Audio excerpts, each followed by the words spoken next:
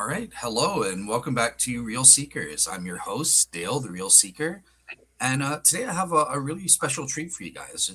It came to us as a fan request from one of my fans, Jayfeather, who kind of requested and asked me. He's interested in things like Eucharistic miracles, miracle healings within a Catholic context, and that sort of thing. And he wanted to get my take, obviously coming from a Protestant background.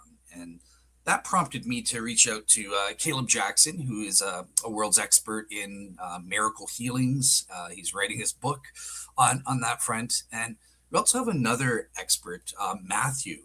How do you say your last name? Lavagna. Lavagna. Okay. And he's also quite the expert on these sorts of issues and did a great job in a debate on Eucharistic miracles. So, in the first place, Caleb, I'll start with you. Welcome back to the show. This is your fourth time or fifth time on the show, I think. I haven't kept track, but it's always a pleasure regardless. And I always say, just as a point of a little bit of humility, that I never claim expertise on this, right? I don't have a formal degree on it or anything like that. I just am a guy who has some too much free time and hobbies, and has looked at this over the last 5 years, just like you in the Shroud, right? So I do appreciate it. And I also appreciate that we have international streamings. We have a Canadian, an American, and a Frenchman all on one stream. So that's always fun. I don't think I've ever had that before. There we go. Yeah, yeah. I never thought of that. So awesome. Yeah, we've got the UN right here on Real Secrets. Yeah. But Caleb, so someone's going to kill me. A fan in my audience, when they heard you were coming on the show, they wanted me to ask you, when the heck is your book finally going to be released? Because they've been Yeah.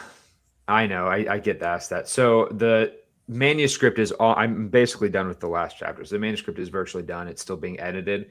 A lot of that depends on how it's going to be out. If it's going to be self-published, it can be out within the next few months. I'm going to have to get, I don't know, Baker or someone to look into publishing it. It could take longer. So we'll see. But I have been sending people draft chapters and stuff like that. So that's why I've been trying to do as many of these as I can to sort of promote it and just give people a sample, because I know that it's been 5 years and I just don't want to rush it. So my answer is hopefully this year. I think it'll probably be out this year, but it really depends on the how it's getting published. But it's almost essentially done being edited. But I mean, I forget the exact word count, but it's quite small font and it's well over like 400 pages. So it's pretty bulky, and that's the shorter version of it. The original version was going to be probably at least a third longer than this version is now. So I've already had to cut out a lot. So, so it's just taken so long to do. But I want it to be good, high quality. And the people who have looked at it, including people who are, I won't name here, but who are relatively well known, have said really positive things and have been maybe not convinced, but have been second guessed some of their original beliefs and thought that the argument for miracles was worth looking into because of some of that. So I'll just give you that little bit of a tidbit. awesome. Awesome. And we also have my other guest, and this is your first time, Matthew, being on the show. So, first of all, welcome to the show. Well, thank you for having me. Absolutely, yeah. Like I said, I have seen you in other debates, and was very impressed. I think you're one of the most best debaters that I've seen debating some of these types of topics and that sort. So, just want to turn it over to you since you are new to the show. Do you want to just take a few minutes to kind of introduce the audience as to who you are, a bit about your background, and if you don't mind, maybe share a bit about your faith journey. Yes, so I'm a Catholic apologist. So I've been working for in apologetics for 5 years now, 4 to 5 years. I've written around 6 books in French mostly, and I have a YouTube channel dedicated to apologetics and theology. I write articles, books. I do debates, conferences. So anything that is dedicated to defending the Catholic faith in France. And yeah, I just like to debate lots of different subjects in theology, in philosophy of religion, and apologetics in general. And I've been recently interested a lot in the topic of miracles because I too want to write a book like Caleb in the following years on the best attested miracles there are for Christianity. And my project is to do a book on the like top 50, top 30, top 50 best attested miracles in history. with modern science and other well-attested miracles like Zaytun, and with lots of good eyewitness testimony to make a sort of cumulative case for the truth of Christianity. And I think these kinds of books may end up really convincing honest skeptics in search for the truth of Christianity. And I think I share this approach with Caleb, and I've seen it really work on people who have converted from atheism to Christianity based on the study of these miracles. And this is why I'm really interested in the subject too. Awesome, awesome. Well, welcome to the show there, and yeah, I'm really looking forward to this because, again, as I said, I approach this from a Protestant perspective, but so I have my bias is sort of against considering these. But when I have seen the evidence, I have to admit there's something here to at least some of these cases. So, yeah, I guess what I'll do is I'll go to each of you. Let's sort of start by discussing in general what are the case for some of these miracle healings within a Catholic context and that sort of thing. So, Caleb, I see you're unmuted. So I'll start with you. Like, what's sort of your general take on these Roman Catholic miracle healing claims? Yeah, so I think that the Catholic Church has a major advantage in terms of them being systematized, right? So the idea that they have a structure where they have hierarchies of authority, they can systematize these investigative practices. Whereas with Protestant denominations, they're a little bit less organized. I mean, some of them are, but they don't have protocols for investigating healings, in Pentecostalism, for example, and what the Catholic Church does. So the Catholic Church has been doing this for at least the past 500 years or so. Since 1588 is when this was officially done. I believe it was in the Council of Trent to announce that they had to do this formally and investigate healings. And a lot of that was because they didn't trust a lot of these saint cults that were popping up in the late medieval period, where you'd have people who were holy men who got charismatic followings behind them, and people wanted to make them saints. And sometimes these people were of questionable character or had questionable moral teachings. And so the Catholic Church didn't want a bunch of heretics popping up and so said, whoa, before you all start declaring these people saints and start declaring these miracles, we have to take a magnifying glass and very carefully look through these and make sure that everything aligns theologically, everything aligns morally, and that these are legit miracles, right? So that's been the general process since the 16th century. And that was really accentuated by Prospero Lambertini, who was a cardinal, who then later became Pope Benedict XIV in the 18th century. And so he kind of modernized it and gave it some new criteria, which if you want, Dale, I have some slides here we can go over to. I don't really know how to introduce these, so I guess I'll just Sure. let me share my screen. Okay, well, let me know. Can you see that? Yep, it's popping up now. Okay, So I'm great. it. Perfect. Yep, miracles and new evidential apology. Yeah, so I might skip over, Dale, unless you want to. This is just sort of background definitions. I don't know if I think we've gone over that before, so maybe just for the sake of brevity, I'll skip over that and just get to the criteria that I was talking about here. So this is this is called the Lambertini criteria, again, after Pope or Cardinal Lambertini, who was later Pope, who came up with this in the 18th century. Now, I have modified this slightly. I have added a couple more. The original one was 7. I believe this one is 10. So some of his criteria I just split into 2 distinct ones because I think they're categorically different. But short version is that you want, at least with healings, you want these to be miracles diseases that are medically documented, obviously, both the initial disease and the cure. You want these to be organic. So we're not talking about something that's purely psychological. It has to be something you can objectively test, like a tumor, a severed nerve, some kind of, kidney disease, whatever it is. A progressive disease that was getting worse over time, because if the person was already getting better before the miracle happened, you could attribute it potentially to some kind of natural biological mechanism. It needs to be a very serious disease, not something that could maybe just be willed away by thinking about it, right? But something that was life-threatening or at least very severely disabling, that had no outlook, no positive outcome realistically. And so for the cure, then it needs to be religiously correlated. So it needs to happen after a prayer, after a journey to a shrine, after praying to a relic, something that's obviously an explicit religious context. It needs to be unprecedented. This is one that I added that I think is reasonable to say that either there are no other examples of this healing in this way in the literature, or at least it's extremely rare for that to be. Because if you have a healing that happens all the time, that's relatively analogous, the fact that it lined up religiously could be a coincidence and may not be as strong. So this is the only time it's ever happened, and it happened to have a religious context. That's, I think, more significant. It's a permanent cure. It's an instantaneous cure. Instantaneous has kind of been debated in terms of what that means. Does it happen? We think like literally within a few seconds, and that does sometimes happen, but that also can imply that the beginnings of the cure happen. So you could have people who have cancers where once they're prayed for, that the cancer begins to recede, but it doesn't fully recede until weeks later, right? But the beginning of the process of it going away was instantaneous. A complete cure, not just something that's partial, but the point to where the person is functionally cured and doesn't have any disability or their life's not threatened anymore. And then spontaneous, which just means that, there wasn't any effective cure that could be attributed. That was the reason for why they got better. Effective treatment, I should say. You can't say that it was because of medicine or surgery or whatever. And Caleb, just one question to clarify on the unprecedented thing. That means unprecedented within religious context, but it's not saying like, oh, it has to be a totally unique event. Like say an amputee grows their arm back just for this. Right. I mean, if that happens twice, the Catholic Church will still, as long as it's within that religious context, they'll accept both. Correct? Oh yes, yeah. Certainly, I meant within like the secular literature, within like the mainstream medical literature, right? And again, this is a specific one that I added, so they wouldn't even be this strict. But there are examples of this, by the way. Like macular degeneration is a eye disease where the macula slowly is deteriorating over time. That's incurable. I know of at least 3 cases in which that's gone away, and all of them have been religiously correlated.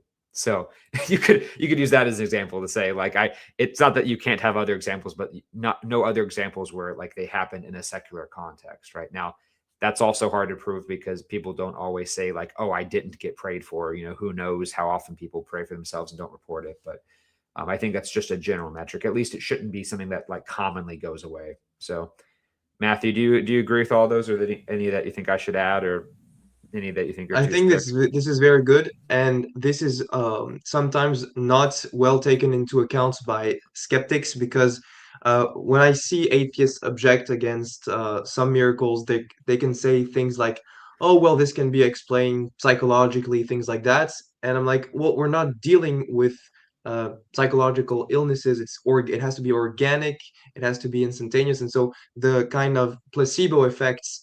Won't be able to be an adequate explanation when we have the Lambertini criteria put in place. So yeah. Yeah, for sure. So then we go into some of the Roman Catholic healings, right? Now, this is just a small collection of books on the subject. The first 3 at the top there are on Lourdes, France, very famous healing shrine, which I have more slides on in a second. And the bottom ones are about pilgrimage sites and about canonization miracles as well, which we'll get to. I'm especially fond of that bottom middle one by Saverio Gaeta Miracoli. That one's in Italian, and I had to go through a whole process just to buy the book from Italy, ship it over to America, and then translate it page by page. It took a while, but it's a very good book. Has a lot of not illustrations, a lot of photographs as well, which I especially liked. It's probably one of the most thorough ones. But this is a stretch over the many years of it. So Lourdes, I've talked about, Dale, on your channel before, so I'll keep it relatively brief here, but probably the best ground zero area for miracle healings in the world today. Since the 19th century, Bernadette Soubirous, and Matheiau, if my French is butchered at any of these parts, please correct me. But Bernadette saw a woman many times, I think it was up to 18, at a grotto in Lourdes, France. And the woman eventually revealed that she was the Immaculate Conception. Je suis Immaculée Conception. So I'm the Immaculate Conception. So she was convinced this was the Virgin Mary, and the Virgin Mary showed her this grotto, right? After she dug in the dirt a little bit, there was water that popped up and it became a grotto.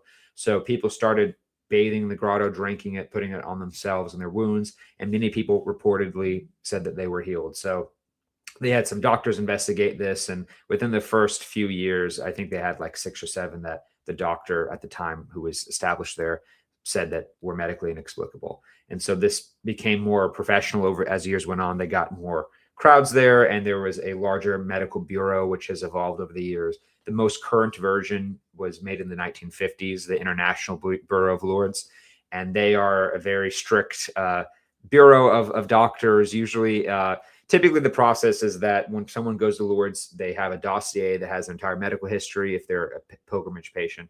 If they reportedly get healed, the dossier gets filed to the medical bureau president there. The medical bureau president will have the doctors who are visiting the site at the day. So this is any doctor who shows up there who's registered is allowed to be in this process, right? Doesn't matter their religious affiliation. Usually it's at least a few dozen to maybe a few hundred. They will then look at this dossier and meet and discuss it and decide if it needs to be brought forward.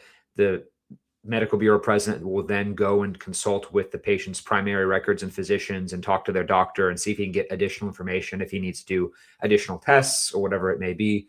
Once he gets that additional test, he then brings this back to the visiting doctors and they do another vote. And if it gets past that one, it goes up to the medical committee, which is, I think, is stationed in Paris. And they are specialists of about 30 different areas, 30 different surgeons and doctors and all that stuff. And they will appoint one of their own who's a specialist in that field of medicine to look into this case, and he will present it to the committee. And then that committee is sort of acts as the court of appeals. They might agree with the bureau president, they might disagree, but it has to go through all of those stages. And after all of that, then the diocese in which the patient resided gets to decide whether or not they want to declare this as a miracle. So very long process. Only, I think, 72 miracles up to date have been declared a miracle by the diocese.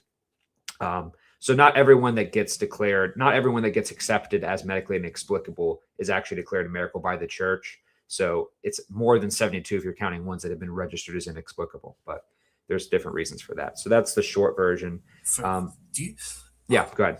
I'm sorry, just so I'm fair to Matthew, do you mind if before we get into like the details of specific cases, I just want to get Matthew's sort of general take, just to be fair to him.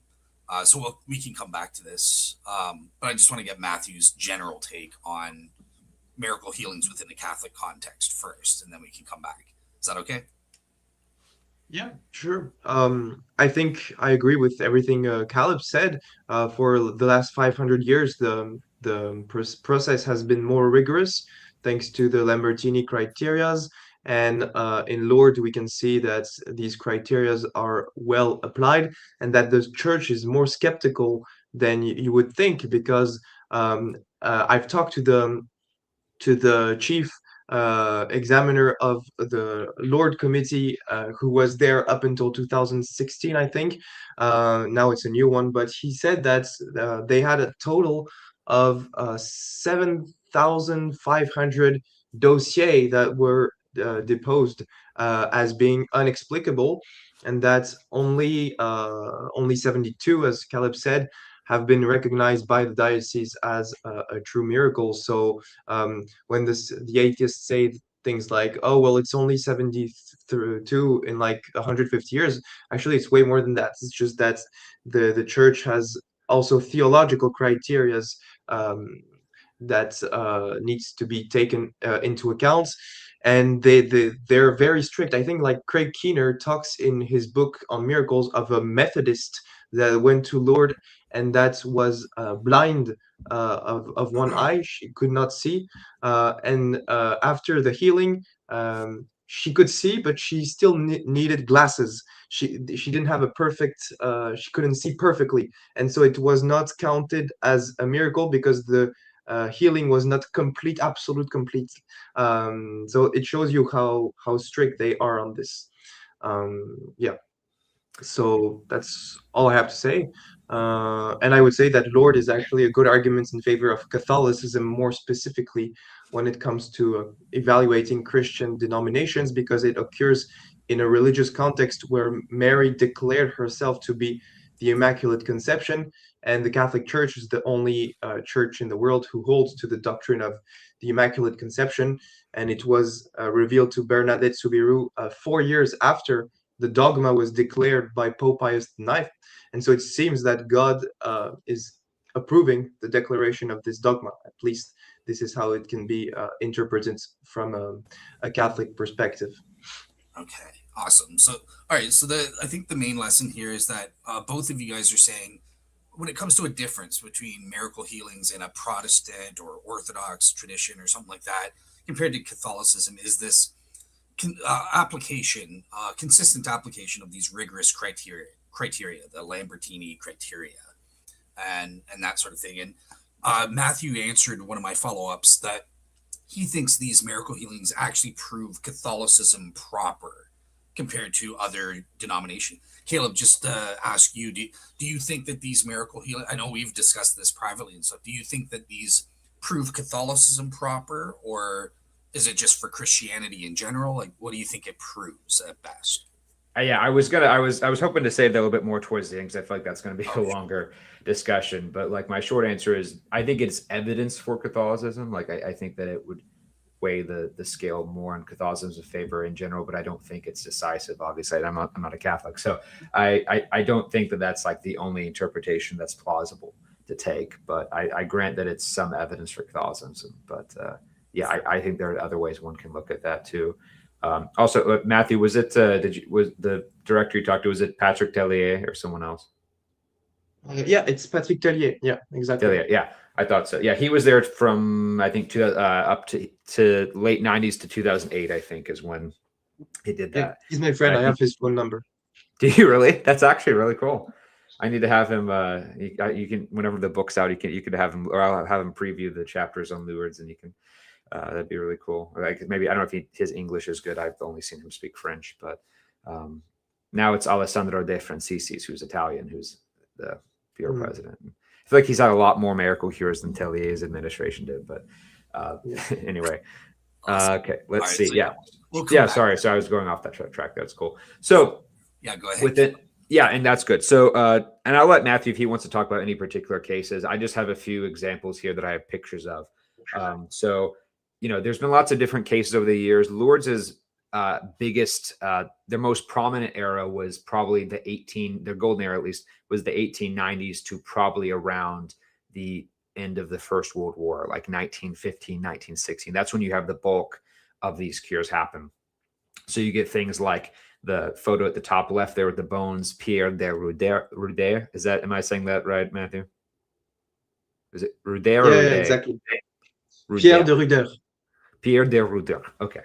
Thought so. I have a whole paper on this, and Matheiau and I want to do a whole show just on his channel on that. So if anyone's curious, Dale, in your audience, if you just go to my academia page, I have a very extensive paper on that particular cure, because it's one of the most interesting ones, and also one of the most controversial ones that people debated at the time about. Allegedly, it was a femur of his left leg that had been injured from a tree, and it was an open fracture. So the bone was literally sticking out of the leg.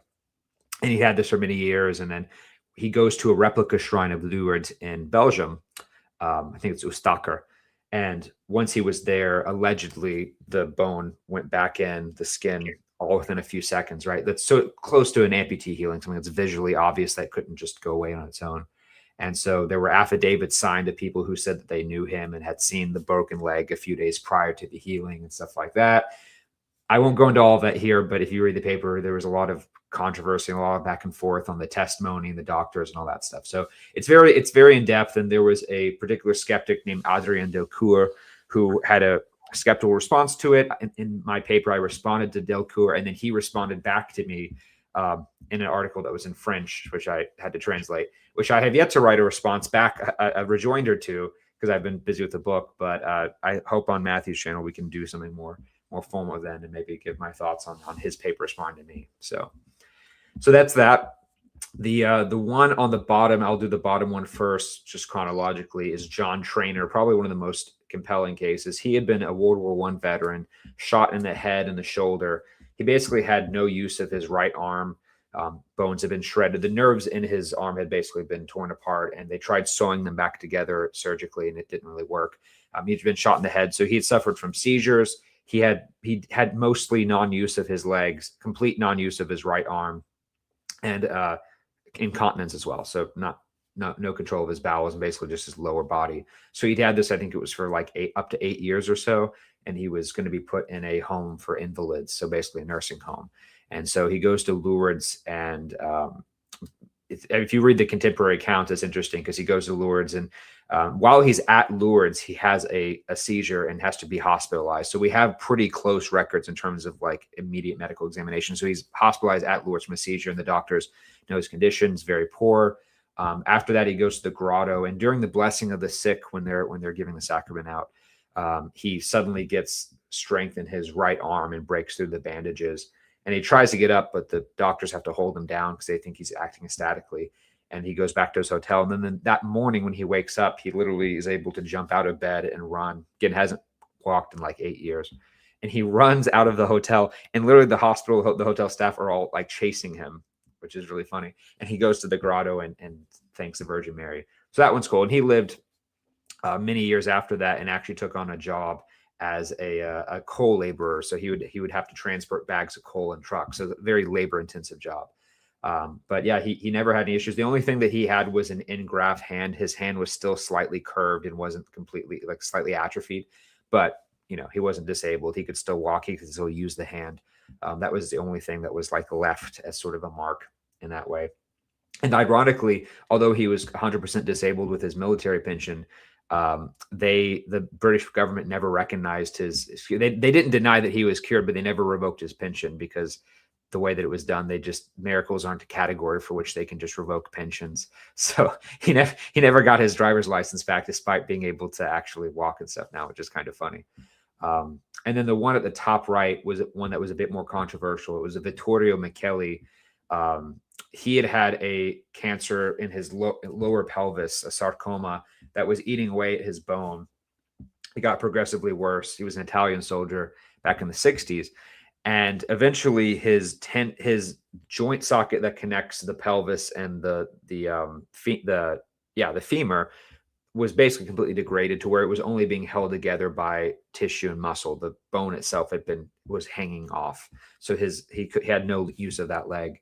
He's taken on a stretcher to Lourdes in the 60s. And once he's anointed with the water, he immediately feels better. Now, this one was a bit more controversial because he didn't instantly start walking again. He did feel better. He did regain his appetite, which he hadn't had for months prior to that because he was in terminal condition.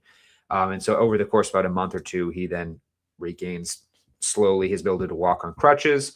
And when they did new scans, it showed that not only was the cancer gone, but there was new bone there. So that one was a bit more debated because it wasn't instantaneous, although the cure was timed with, the cancer started to go away right when he went to Lourdes. So he's still alive today, which is pretty remarkable that he never had a relapse, and that's a particularly rare cancer. So it's the chances of that happening are pretty low by chance. So that's another one that's often cited because of that, and the x-rays there are pretty cool. So if you just want an idea in terms of the numbers of cures, I have this helpful little chart here that I have in the book too. So you can see the majority of them, almost about or over half of them happened before 1920.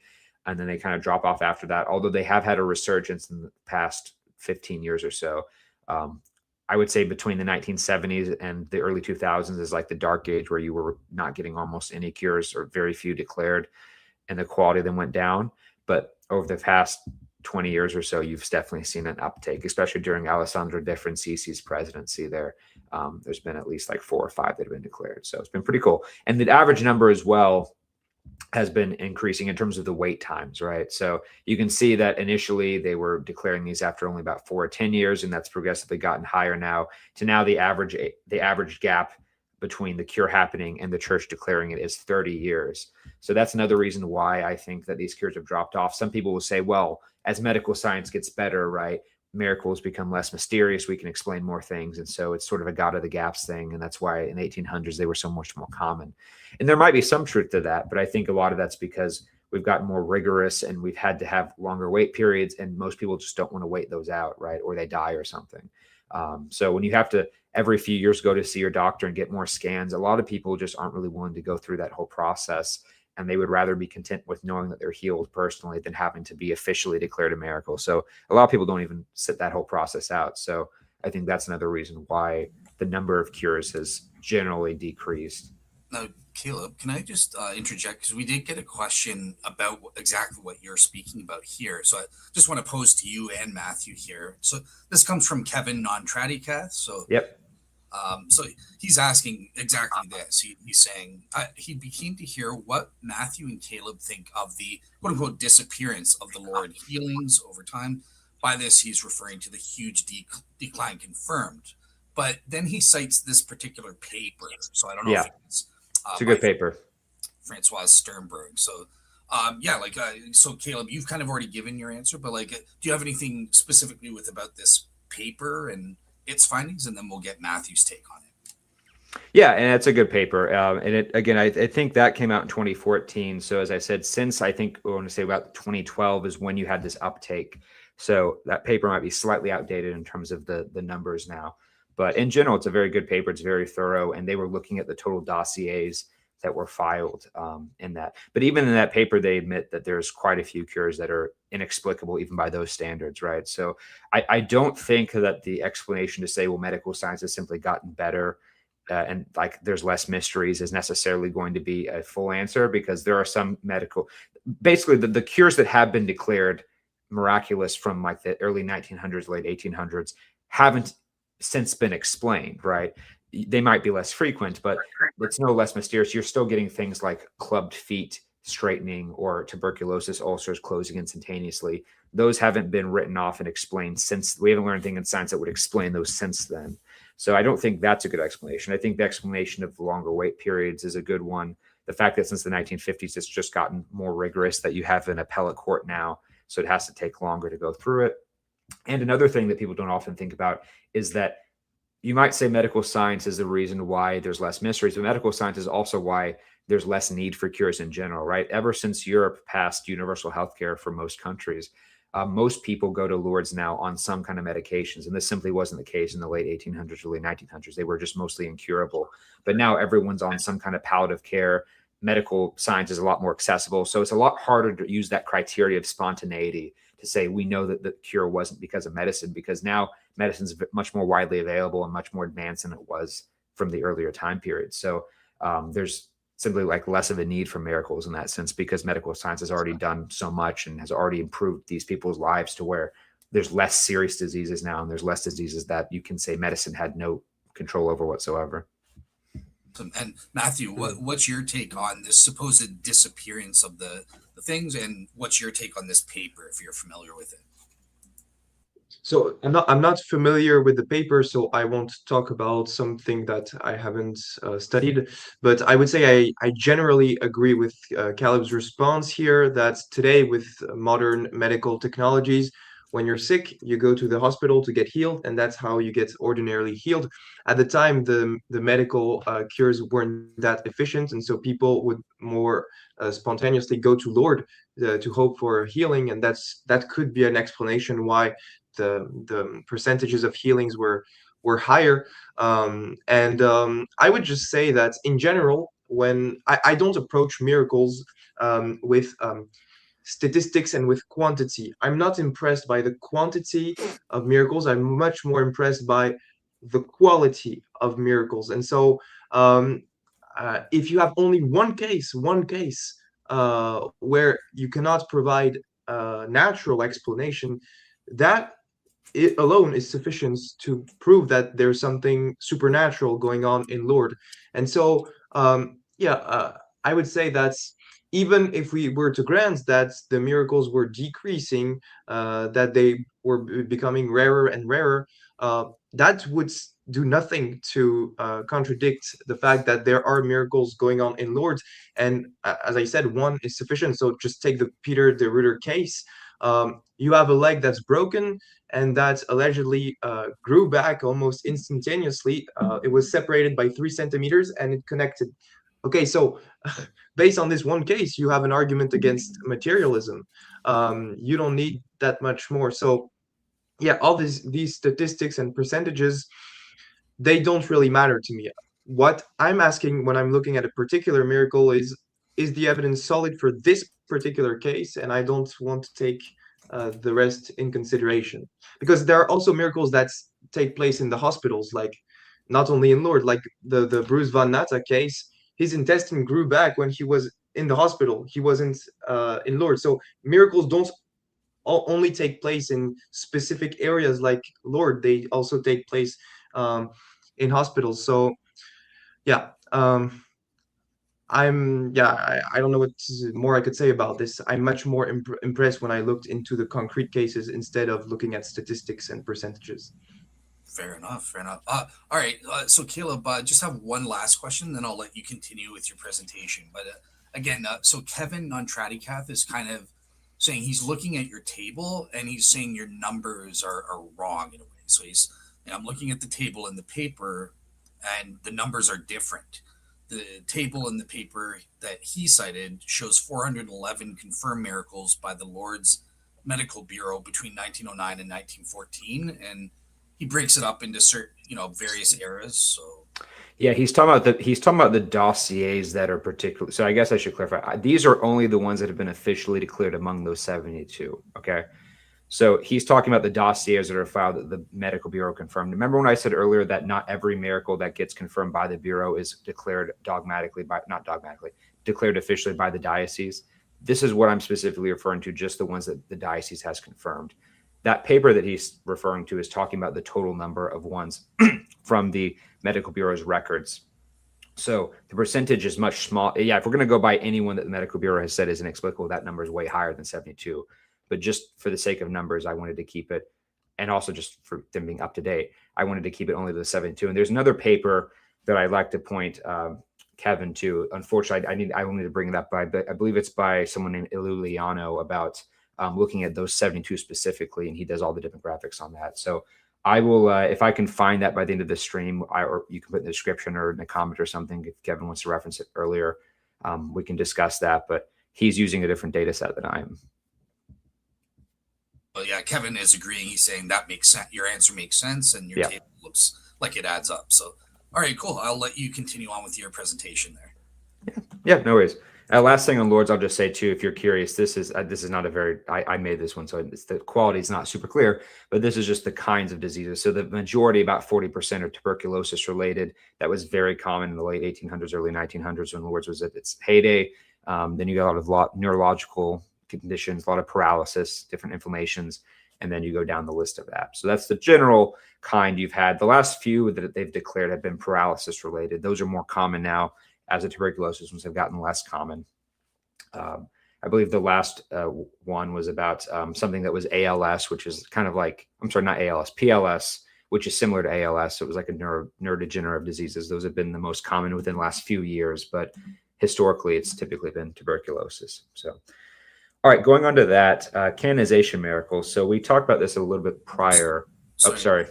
Yeah, sorry. I just want to make sure Matheiau gets his chance to speak. Yeah. If he has Before we get into this next topic, about Lourdes and miracle healing sites and stuff. Do you think there are any intriguing cases that you've heard about, or what do you want to say about Lourdes and sites like that? Yeah, I would say Caleb is the expert on this, but the intriguing cases I've looked into is the Peter the Ritter case. I want to do a video specifically on this with Caleb. Also, strong cases to me are Marie Le Marchand, Anna Santiello, Marie Bailly, and yeah, there's Gérard, I think, I don't know his last name, but perhaps Caleb is better with the names than me.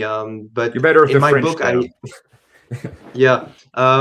in my book, I list like 9 impressive cases I've looked into. But again, I haven't looked into with as much depth as Caleb. But I can help him if he wants me to translate French sources in English. I'm there for him. I appreciate that. What was the last one you were trying to remember? The name? It was Gérard. I think it's Gérard something, but I have to look in my Do you remember the details of that one? Yeah, I probably have heard of it, you. and maybe it's just the name that maybe it's the way you're pronouncing it. Oh, it's just yeah, it's Gérard Baille, 1947. Anna Santiello, Serge Perrin, Marie Bigot, Francis Pascal, Joachim de Hant, Gabriel Gargam, and Pierre de Ruder. Okay, I know all those except for these the are. first one. Yeah. There we go. He pronounces it much more eloquently than I could. So yeah, seems like we agree on that. And again, I don't. I'll also say, like, I think we have to admit to when there's limitations to this. So there have been Lourdes cure. I say there have been. There's been one that I know of a Lourdes cure where it was declared and then the person ended up dying of a relapse, and that was Jeanette Nouvelle. I think I don't know if I'm saying that right. Lourdes cure number 60. So I don't, we don't act like this is an infallible process. Obviously, medical science has its limitations, but the church admitted in that one that her disease had come back. So this is why we try to have such long wait periods because of that. She was cured for, I think, 16 years until her condition relapsed. But in general, I think that long wait period is very scrupulous. So it's very impressive that most of these Lourdes cures that have been declared have stayed cured for literally decades when they've otherwise had diseases that are prone to remission and relapse. So that's pretty impressive on its own, I would say. All right, with canonization miracles. So in order to be a saint in the Catholic Church, at least since the 16th century, typically the process is that you have to have at least, well, it used to be you had to have at least 4 miracles, 2 beatification and 2 for canonization. Now it's dropped down to 1 of each. So that's 2 total. 1 for beatification, which is when you're a saint in a local, you're honored in a local community, and then canonization is when you can get global appraisal and stuff like that. So there's been quite a few. I have another chart coming up here in terms of the numbers of that. Jacqueline Duffin, interesting enough, is probably one of the foremost experts on this. She has 2 books by Oxford University Press on this. And Duffin's actually an atheist, which is really, and she still is so far as I know to this day. And so maybe she'd be a good one to have some time on, Dale. But she's Canadian. She is a hematologist and a medical historian. But she got interested in this subject because back in the 70s, she was asked to review some slides for a leukemia patient, and she didn't know the context of it. So the patient had gone into remission, but then had relapsed really badly in a point to where it was almost inevitably fatal. And so Duffin thought that, this person she thought she was looking at slides for a lawsuit for like a medical malpractice case. But then surprisingly, the next slide showed that the cancer went away again. And this was unprecedented because at that time, there hadn't been a case of leukemia that went away after a relapse. And there really still isn't one analogous today. They have bone marrow transplants nowadays where they can do this. Back in the 70s, that wasn't an option. So she found out later on that this was a girl named Lise Norman who had this, and she had prayed to Canada's first saint, Saint Duval. I forget what her first name is, but I think Madeleine Duval maybe. Anyway, so Duffin was asked to be a witness to testify before the council that was looking into the canonization of this woman. So they interviewed her. She told them that she was an atheist and that she, couldn't give any opinions theologically. And they said, "Oh, that's fine. We just want your medical opinion." So they cross-examined her for many hours on this. And she was reluctant to say that the patient was cured because typically you don't say someone's cured of leukemia. But she said that they were in a mysteriously prolonged remission that she could not explain. And to this day, the woman is still alive and in good health, and which is again remarkable. So this was used as an example to canonize this Canadian saint. And so Duffin became interested and was able to get a hold of the Vatican archives and cataloged a lot of these in her own book. So I think that's pretty interesting. And she still holds that she thinks that a lot of these are genuinely medically inexplicable, and that maybe science will find a cure, an answer someday. But she concedes that many of them don't have explanations as of now. So if you look at the chart here, this is actually kind of the opposite of Lourdes, where just as Lourdes has sort of declined over the years, the Vatican miracles have gotten quite a big margin increased over the years.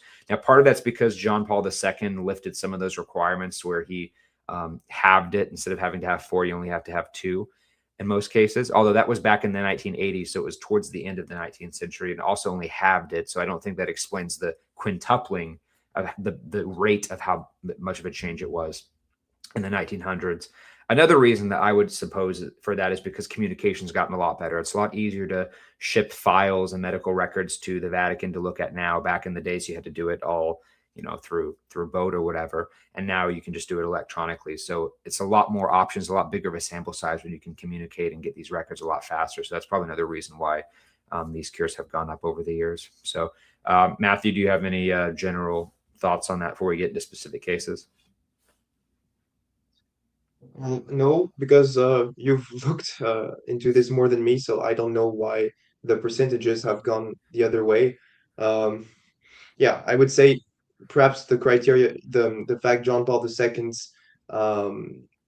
made it easier would be an explanation, but yeah, I just don't know. I can't say more than you have, so. Okay. I'm just sort of curious here.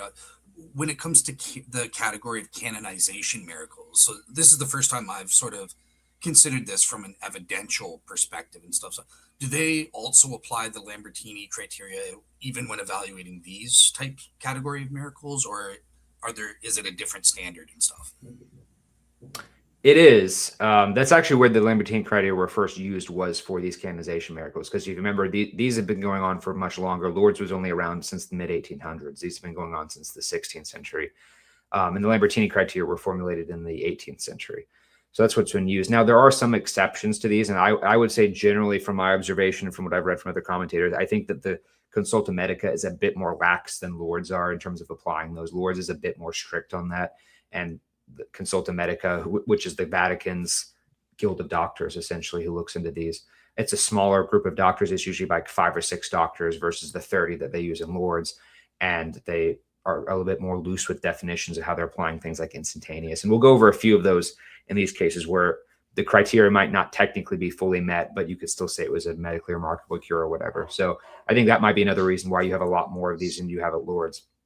But in general, you still get a lot of really impressive cures here and stuff like that. So, I mean, I guess the rationale behind it is that, you know, if you're in Catholicism, a saint is someone who is currently in heaven who can intercede, right? So you're almost testing it like this hypothesis. You're saying, okay, if this person is in heaven and can intercede, you'd expect that if someone were to pray for their intercession, that something remarkable would happen that wouldn't normally be able to happen, right? And so it's almost like you're testing that hypothesis. Is this person able to intercede in heaven or not, right? So that's one of the evidences you'd look at to say, well, if I prayed to Mother Teresa and it was answered in a way that seems like it was generally supernatural, then that's some evidence that maybe Mother Teresa was in heaven answering prayers and therefore she's a saint. So that's how I understand it. Awesome. Thanks. Yeah, and I would tell Protestants, try to do that with John Calvin and Martin Luther and see if there are miracles associated with that. I would say this is like we can get into that. I think that'd be fun. Yeah, I would say that the canonizations of saints, well, we can talk about it later if you want, but I would say that's another independent line of towards Catholicism more specifically, and that when you combine Lourdes canonizations of saints, Eucharistic miracles, and Marian apparitions, they all point to Catholicism being more plausibly true than Protestantism. But we can talk about this later if you want. And Matthew, just a quick question for you right now as a follow-up. But would you nonetheless, regardless of whether we can prove it or not, do you admit or think that there are actual miracle healings, legitimate ones that do take place in a Protestant context or an Orthodox context, that there are miracles that actually happen in these denominations? So yes, I do, but in my book, I make the distinction between miracles that directly confirm a specific doctrine and miracles that do not confirm any specific doctrine. I would say that God is infinitely generous, so he can choose to heal pretty much anyone. He can heal an evangelical, he can heal a Muslim, he can heal whoever he wants. That wouldn't confirm any specific doctrine of that person's religion. However, the difference is that in Catholicism, we have specific miracles that serve to confirm that serve to confirm specific doctrines. If you take Lourdes again, these healings occur in the context of a Marian apparition where Mary said that she was the Immaculate Conception. And so it seems that with these miracles, God is giving a sort of approval that, yes, well, this apparition is authentic and what Mary said is authentic. Same thing for Eucharistic miracles. If Eucharistic miracles are true, then they serve as a good a posteriori argument in favor of the real presence of Christ in the Eucharist compared to the purely symbolic view of Zwingli, for example. So I would say, yeah, and same thing for canonizations of saints. If you intercede, if you ask Mother Teresa for a miracle or Saint Charbel, and there is a miracle that occurs, that's a good argument to think that saints, the intercession of saints, is a true doctrine. And so, yeah, I think that the true presence of Christ in the Eucharist, the intercession of saints, and the Immaculate Conception can be independently corroborated by miracle evidence. Awesome. Thanks so much. All right, Caleb, back to you for your presentation. Yeah. So This is not, I think, the best case, but I do think it's one that I have pictures of, and I think it's an interesting one. So this is Sister Carla Danoni. So pretty interesting story. In World War II, she was part of a convent of nuns who were going to help out some of the Italian they were giving supplies to some of the Italian freedom fighters who were trying to fight against Mussolini's regime and the Nazi occupation of those areas. And on their way there, they were in a train. Now, this picture on the left is not actually a picture of their train. It was one from that era. But their train that they were on was attacked by I believe it was a British plane that opened fire on them. And in the crossfires, Sister Noni got shot multiple times in the face. In the face, also in her shoulder and in her lung. So her face was completely eviscerated. If you read the witness statements, it's pretty gruesome.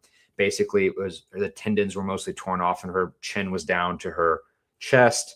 Her teeth were hanging out. Her tongue was hanging out. She obviously couldn't close it. She was in a dire state. So she immediately gets put to the hospital.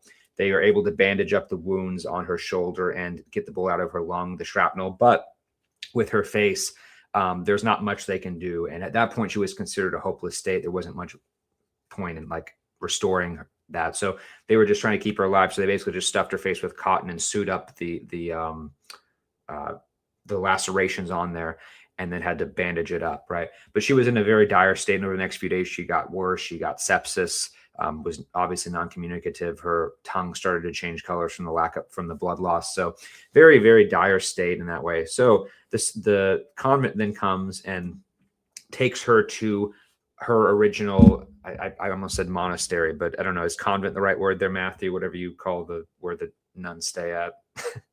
Anyway, they take her to that place, and they say an intercessory prayer to Filippo Rinaldi, who had died previously, and they had a handkerchief, so they put it up to her wound, and she felt better at that point. She was able to drink water, but it was not an instantaneous cure at that point, but she did get better from that day onward. So she was no longer in a terminal state. So now it was not a worry that she was going to survive, but it was a worry of she's going to be completely disabled, obviously. And they didn't have medical equipment at that location to treat her, let alone even in the 1940s in general, the medical tools were pretty inadequate for something this severe, but certainly not in rural Italy. So over the next month or so, the surgeon would come visit, and he'd have to keep removing the shrapnel and the shattered bone of her jaw from her point. So she got about 30% or so of her jaw removed, and there was about a 6-centimeter gap of the mandible of the stumps there. And that's considered in that field to be a large gap. If you have something that's like a few centimeters, you might be able to restore that. But once it's about 6, the chances of that healing on its own are virtually zero without bone grafting. Even with bone grafting, the chance, even with modern bone grafting, it would probably be kind of contested whether or not it would be a good outcome or not. So she was certainly going to be considered disabled at this point. But every day, the nuns kept praying to Father Rinaldi to heal her, and they would do a novena, do this every day. So one day in June, after they had said their routine prayers, Carla Noni feels better, and she finally gets out of bed for the first time in 2 months. She was able to walk around again. And she takes the bandages off her head, and she's now able to move her mouth. Now, the bandages had been holding her jaw up in place, because without it, it would just fall because the tendons and stuff were completely torn. So once she takes it out, she realized she can move her mouth and she can talk again. And you knock on it, and she realized there was some bony substance there. So she's able to talk and eat and drink for the first time. And so when they did scans in the 1940s, they did show that, in fact, that new bone had grown in that place. And so just due to a bunch of logistical issues with Rinaldi's canonization, it got put on hold for 40 years. And when they went to revisit this, luckily, Sister Danoni, who's pictured there at the bottom now, was still alive. And so they did more CT scans, more MRIs, which are what's up there. I believe that one's from 1988. And you can see that if you look at the bottom jaw there, it is clearly still like missing points. It's not perfect. It's smaller than what it would normally be, but there is bone substance holding it in there. So this is a case where the bone grew enough to where it was a functional cure. It wasn't completely normal the way it would be, but she's now able to talk, eat, live life completely normally. And that's without any kind of bone grafting, which is what makes this unusual. You could say, well, it wasn't instantaneous because the bone could have grown back over that month or so when she was bedbound, right? But the fact that she regained functionality instantaneously is amazing. The fact that she's able to get out of bed without muscle atrophy, the fact that she can talk and eat again, all of that without rehabilitation, let alone, even if you had a bone graft, which would probably not give you this good of outcome, you would still have to have months of rehab to work those muscles again to be able to talk and eat and function again. It's a very long, gradual recovery. But for her, she was able to regain function almost immediately. She was able to get out of bed almost immediately. The bone was functional enough. And so when they asked, they had many dentists look at this. They had experts in bone growth look at this. They had people who were experts in war injuries look at this. They even had people who were experts in, I forget what the field is called, but like speech therapy and moving the tongue and stuff like that, look at this and her function. So all this was pretty remarkable. And they said there wasn't really any case they could find analogously. So again, if this had happened in the modern day, the best you could look for would be that if you had a small fracture, like, people break their jaws and stuff and they have to get it wired shut, and those can heal naturally if you do that well with modern technology. If it's shattered, that's much harder to heal on its own because the bone's not easily together. It's all over the place. It's shattered. And when a bullet hits the mandible, it destroys a part of the bone that helps regrow other bone back. So you're not going to get bone healing on its own. You have to graft it from somewhere else in the body and put it there with the surgery. And that would be with a smaller wound. If it's with a 6 centimeter wound like she had, the chance of that getting better on its own are virtually zero. So this is one where you could debate whether all of the criteria were technically fulfilled because it wasn't complete and it wasn't instantaneous, but it was remarkable enough to where it was clearly like unprecedented and hard to explain. And so they believe that this was due to Father Rinaldi's intervention. As we had said, they had put the handkerchief on her. That's when she seemed to get a little bit better. And the sisters kept praying to Rinaldi every day. And so the fact that this is a remarkable cure with documentation, with x-rays and all that stuff, I think is a really compelling case. So I don't know, Dale or Matthew, do you have any thoughts on that one? Matthew? Yeah, that's an impressive case. I didn't know about it. So very impressive. Yeah, I knew about it prior to that, but I didn't have the photos until I was able to get a hold of Gaieto's book, and that's where I got the x-ray. So I was like, oh, might as well use that. So Yes. I will just say, Caleb, that your case is so impressive that you've actually silenced the skeptic Kevin Nontradicath. He for once he has no questions about these cases. he got bored, I think, is the natural explanation, right? He's like, oh, this is just all this other stuff, all this talk about mandible surgeries and all that. Cool. All right. So I'll move on to this next one. So this is Dr. Manuel Nevado. This is one that I briefly mentioned in the book, but I actually want to do a paper on this one because it's, I think, interesting enough. And there's other reasons too. But Manuel Nevado had in the 1960s, he was a surgeon in Spain, and he would do a lot of radiographs, right? X-rays. Nowadays, we have the blessings of having modern day regulations that control for this. But back in the 50s and 60s, they were using different kinds of bulbs that were much less safe than what we have now. They didn't know about much about radiation now. So it was much more risky to use these. And so after using these x-rays for decades, he started to have issues with his hands called radiodermatitis, which is basically radiation damage to the hands. So in the 60s is when he first started to get these red marks appear that were uncomfortable and itchy. But again, they didn't know what this was back in that day. So 70s, 80s, he keeps doing this until he gets bad enough to where in the 1980s, he basically completely stops doing the x-rays when they figured this out. And he has to only do minor surgery. So he has to put Vaseline on his hands and wear like 2 or 3 gloves just to be able to do it. But as you know, being a surgeon, you have to be very good with your hands. So this didn't last that long. And by the 1990s, even after he stopped using the x-rays in the 80s, this is something that doesn't just go away, right? Radiation damage doesn't get better. So he still progressively got worse, even in the years when he stopped doing the x-rays. And eventually he had to completely retire in 1992 because of this condition. He couldn't function with his hands anymore. So he was in extreme pain, had these marks. So that the picture on the bottom is not actually from his hands, but there aren't any photos I could find of the actual disease from him. But it is analogously what he has. It's radiodermatitis in its late stages. So unlike it being on the palm in that picture, he did have a big wound like that on his middle finger, especially, and his hands were very red and pink and were itching and had their skin falling off and all the hair falling off. It was very, very bad sight. So he'd had 2 colleagues of his look at it. And although they never did a formal biopsy, both of them who were specialists in that agreed that he had that became cancerous as well, that this had been ulcerated. And so they recommended that he was going to have to get, at best case scenario, he'd have to get skin grafts on his hands, remove this, and maybe possibly amputate them as well. So it was a pretty hopeless case. So he retires in 1992 from his surgery early, from his career as a surgeon, I should say. And so he then goes to some conference in November of 1992 where he is shown prayer cards from the founder of Opus Dei, Josemaria Escriva. Opus Dei as a Catholic organization that was kind of controversial at its time. But Jose Maria had died relatively recently, and so they were giving out prayer cards. And so Dr. Novato takes these and starts praying for intercession for Jose Maria to heal him. And from that day onward, he started praying, the pain went away. So it was an instantaneous cure in the fact that it seemed like his health and mentality had gotten a lot better. But the marks still remained for a few weeks. But over the course of 2 weeks, as he continued to pray this every day, his condition did go away. And so by January of 1993, he had basically completely normal hands. And you can see that in the photo there, where all the marks and stuff went away. And this is pretty remarkable because, again, this is a disease that he'd had for 30 years or so that had only gotten worse, and that the condition of which really doesn't get better over time, especially in such a late stage. Even when he stopped using the x-rays, it only got worse.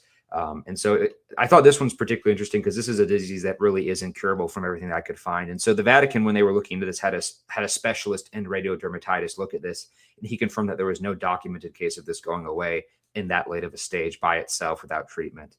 And so that's what made it remarkable. So that's another one where you could say maybe the criteria you could debate in terms of like how fast it went away, but this is a disease that otherwise is incurable. And so the fact that he had this progressively getting worse over 30 years, and then suddenly within a 2-week period, when he starts praying with these prayer cards, it completely goes away and he has normal function of his hands again, and he can go back to working as a surgeon again.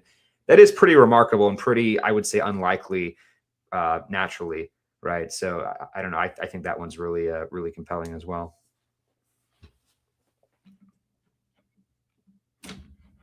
No, do I just need to move on? Seems like we both are. Okay, I'll move on then. Hopefully that was interesting. Yep. Okay. Okay. Go ahead.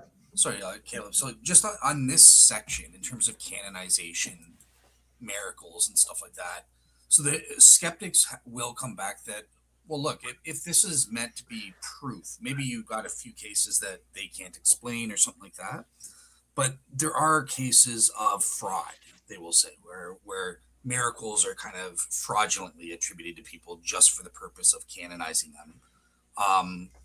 Now, if these miracles are meant to authenticate Catholicism proper, wouldn't that if that's true, wouldn't that cause sort of undue confusion? Or, yeah, like if there are cases of fraud and stuff like that. Yeah, I don't think that. So it is true that Jose Maria was a kind of a controversial figure, in Opus Dei was controversial for reasons that I don't have time to get into here. But I try to put all of that aside and just look at the evidence of the particular medical case. And I would say, regardless of what you think about the individual or about the context behind that, or about the way that the process was done, I do think that this was a very compelling case evidentially, right? And there are cases where I would take issue, and I do think that the process for investigating it could have been better.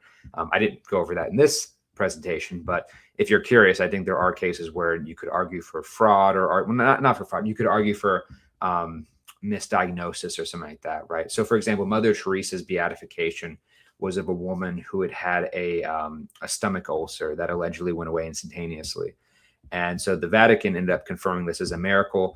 But the woman's own doctors said that they thought this could be attributed to the treatment that she was on, and her husband also said that he didn't think it was a miracle.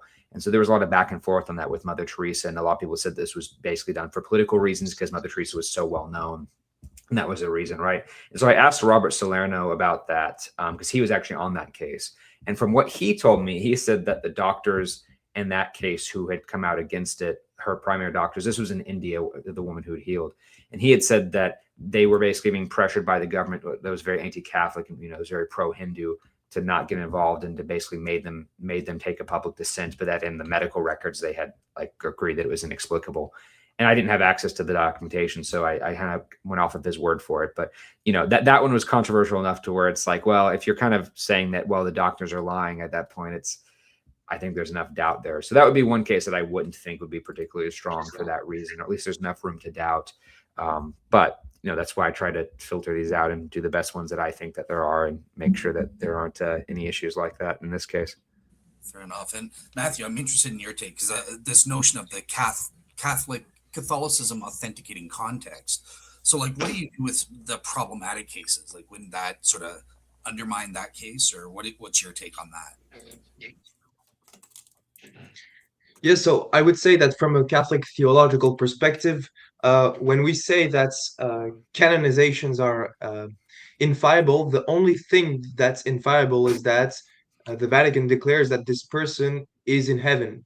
Uh, it doesn't mean that the process of the miracles that's led up to the canonizations are all infallible. I mean, the Holy Spirit could still assure that such and such person is in heaven, even though some miracles that have been proposed to his canonizations aren't completely clear. And so I would say that even if we were to grant that some were fraudulent, it wouldn't show that this person is not in heaven. And so that's from a theological doctrinal perspective, the only thing that canonization guarantees is that the person is in heaven, not the rest. And so, yeah, I think today, with the Lambertini criterias and with the investigations that's going on, statistically, it decreases the chance that there is a fraud or a misidentification. It's always possible, but probabilistically, it diminishes. So yeah, I Yeah, don't know if and that I think answers your question. that's a good point, Matthew, and I'm glad you brought that up because that's something I was meaning to ask you earlier in terms of if we had had a case to where suppose that there was a miracle that was confirmed and later we found out that the person faked it or something, right? And you said that the dogma is only with the person being in heaven and not with the miracle, right? And I can understand that, but then that would make it to be where it's not even an empirical process, right? If the church can declare someone in heaven dogmatically, why even go through all this? Why not just say that they were?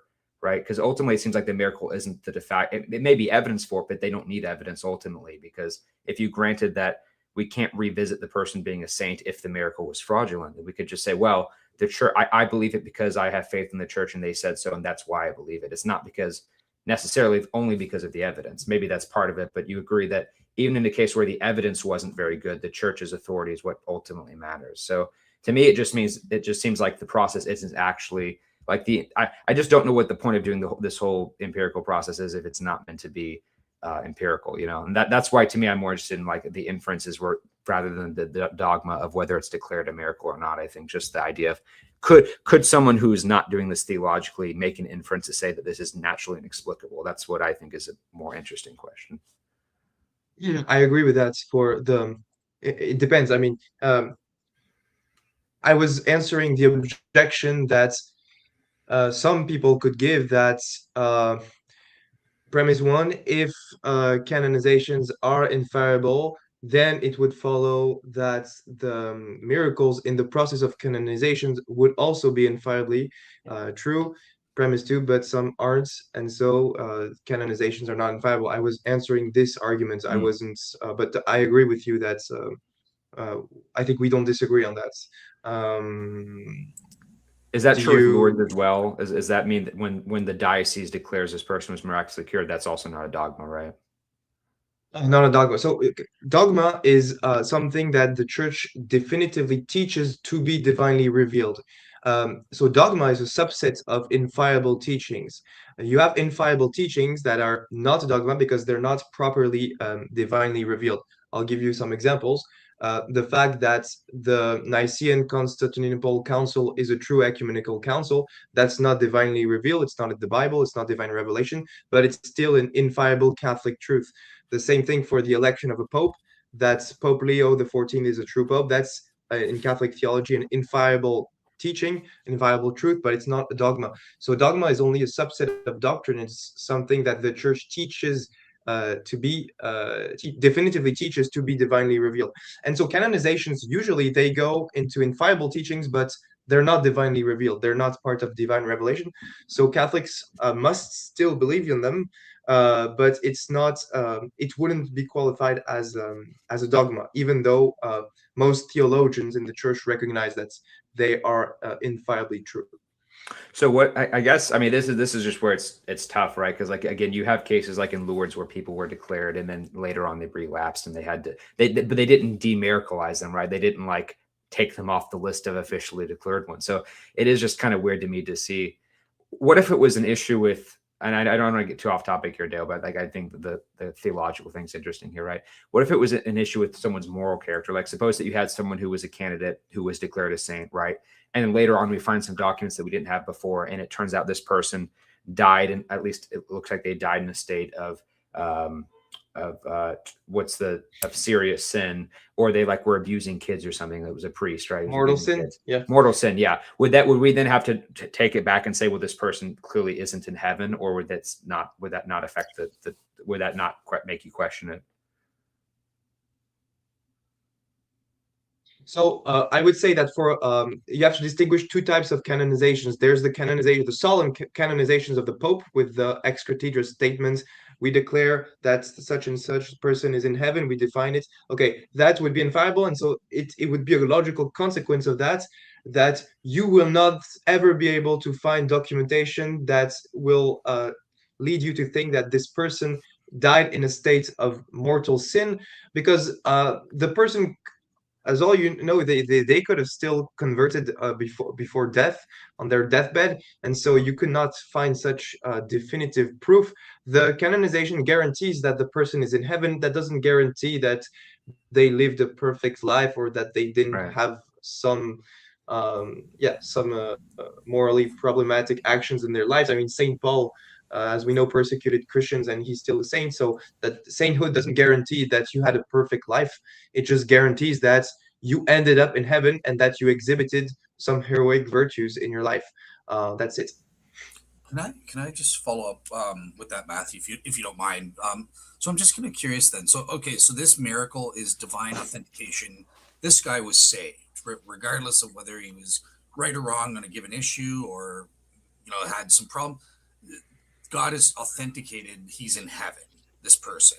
And that's all the miracle says. So like, how does that authenticate Catholicism? Like, what's the relation? Just because this guy's in heaven, that doesn't mean Catholicism is true. You know what I mean? Sure.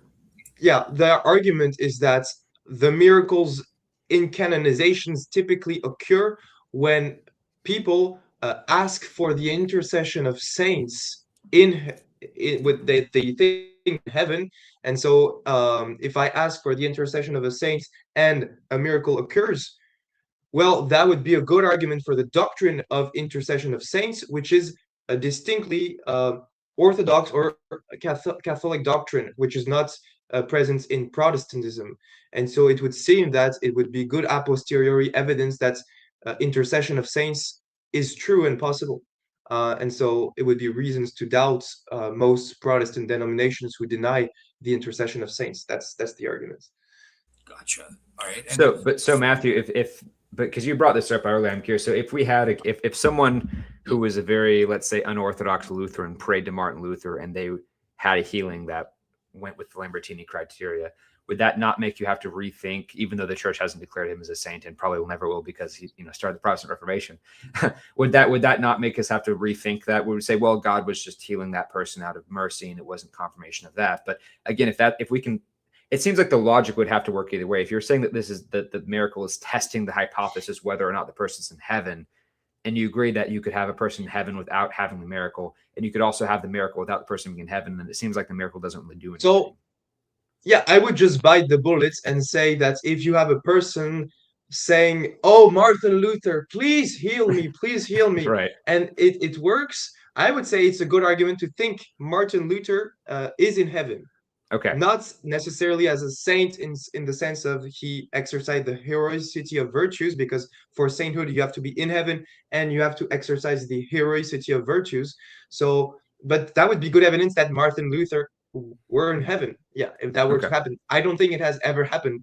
And I don't think it has either to my knowledge, but yeah, if you try to do, "Oh, Calvin, please, John Calvin, heal me of my tuberculosis," I bet you my wallet that's that won't work, but you can try it. That would be a good empirical test.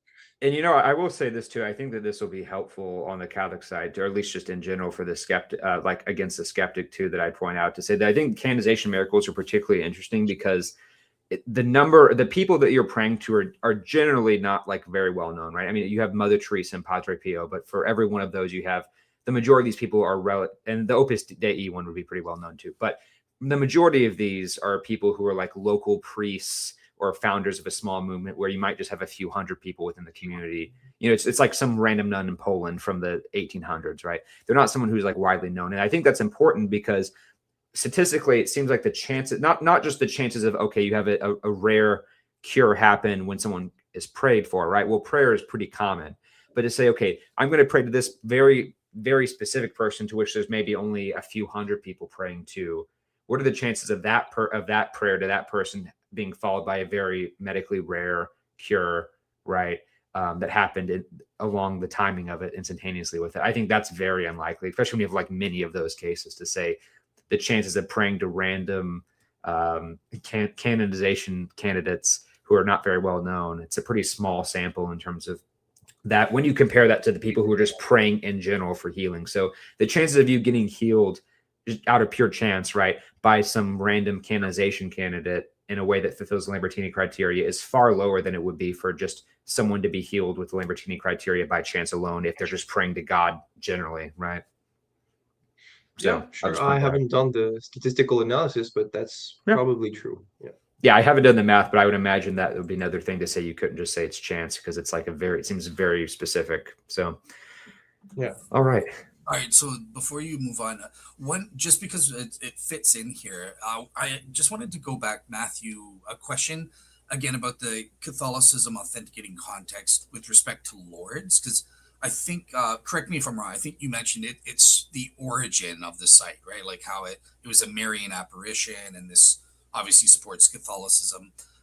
No, I just wanted to bring up an objection, believe it or not, from a previous show. So, Caleb, you can keep sharing your screen, but I'll just remove it from the screen on my end. But I'm going to share a clip of me, Caleb, and Kevin Nontradicat talking about the origin. So let me just bring that up and see what your take is.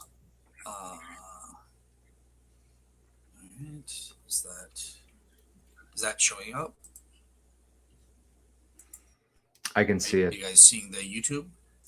Yeah. Yeah. All right.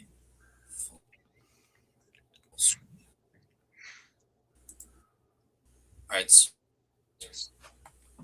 Oops. The 1940s film, A Song of Bernadette. The film does a really good job at cleaning up the actual history. This appears to be a case where the original description by the 14-year-old Bernadette was fairly pagan, but over time, it took on more traditional Marian imagery. So for Oops. All right. Are you guys still there, or am I frozen? Hello? I'm still here. I'm just muted. Oh, man. The video's frozen, though, that you're playing is. So why we do it live? It's just the video that's frozen. Yeah. I mean, I think I generally remember what he said. Over time, it took on more traditional Marian. Okay. So yeah, basically I'll just stop sharing then. So if you want to just summarize his argument, he says it wasn't. Oh, is he still there?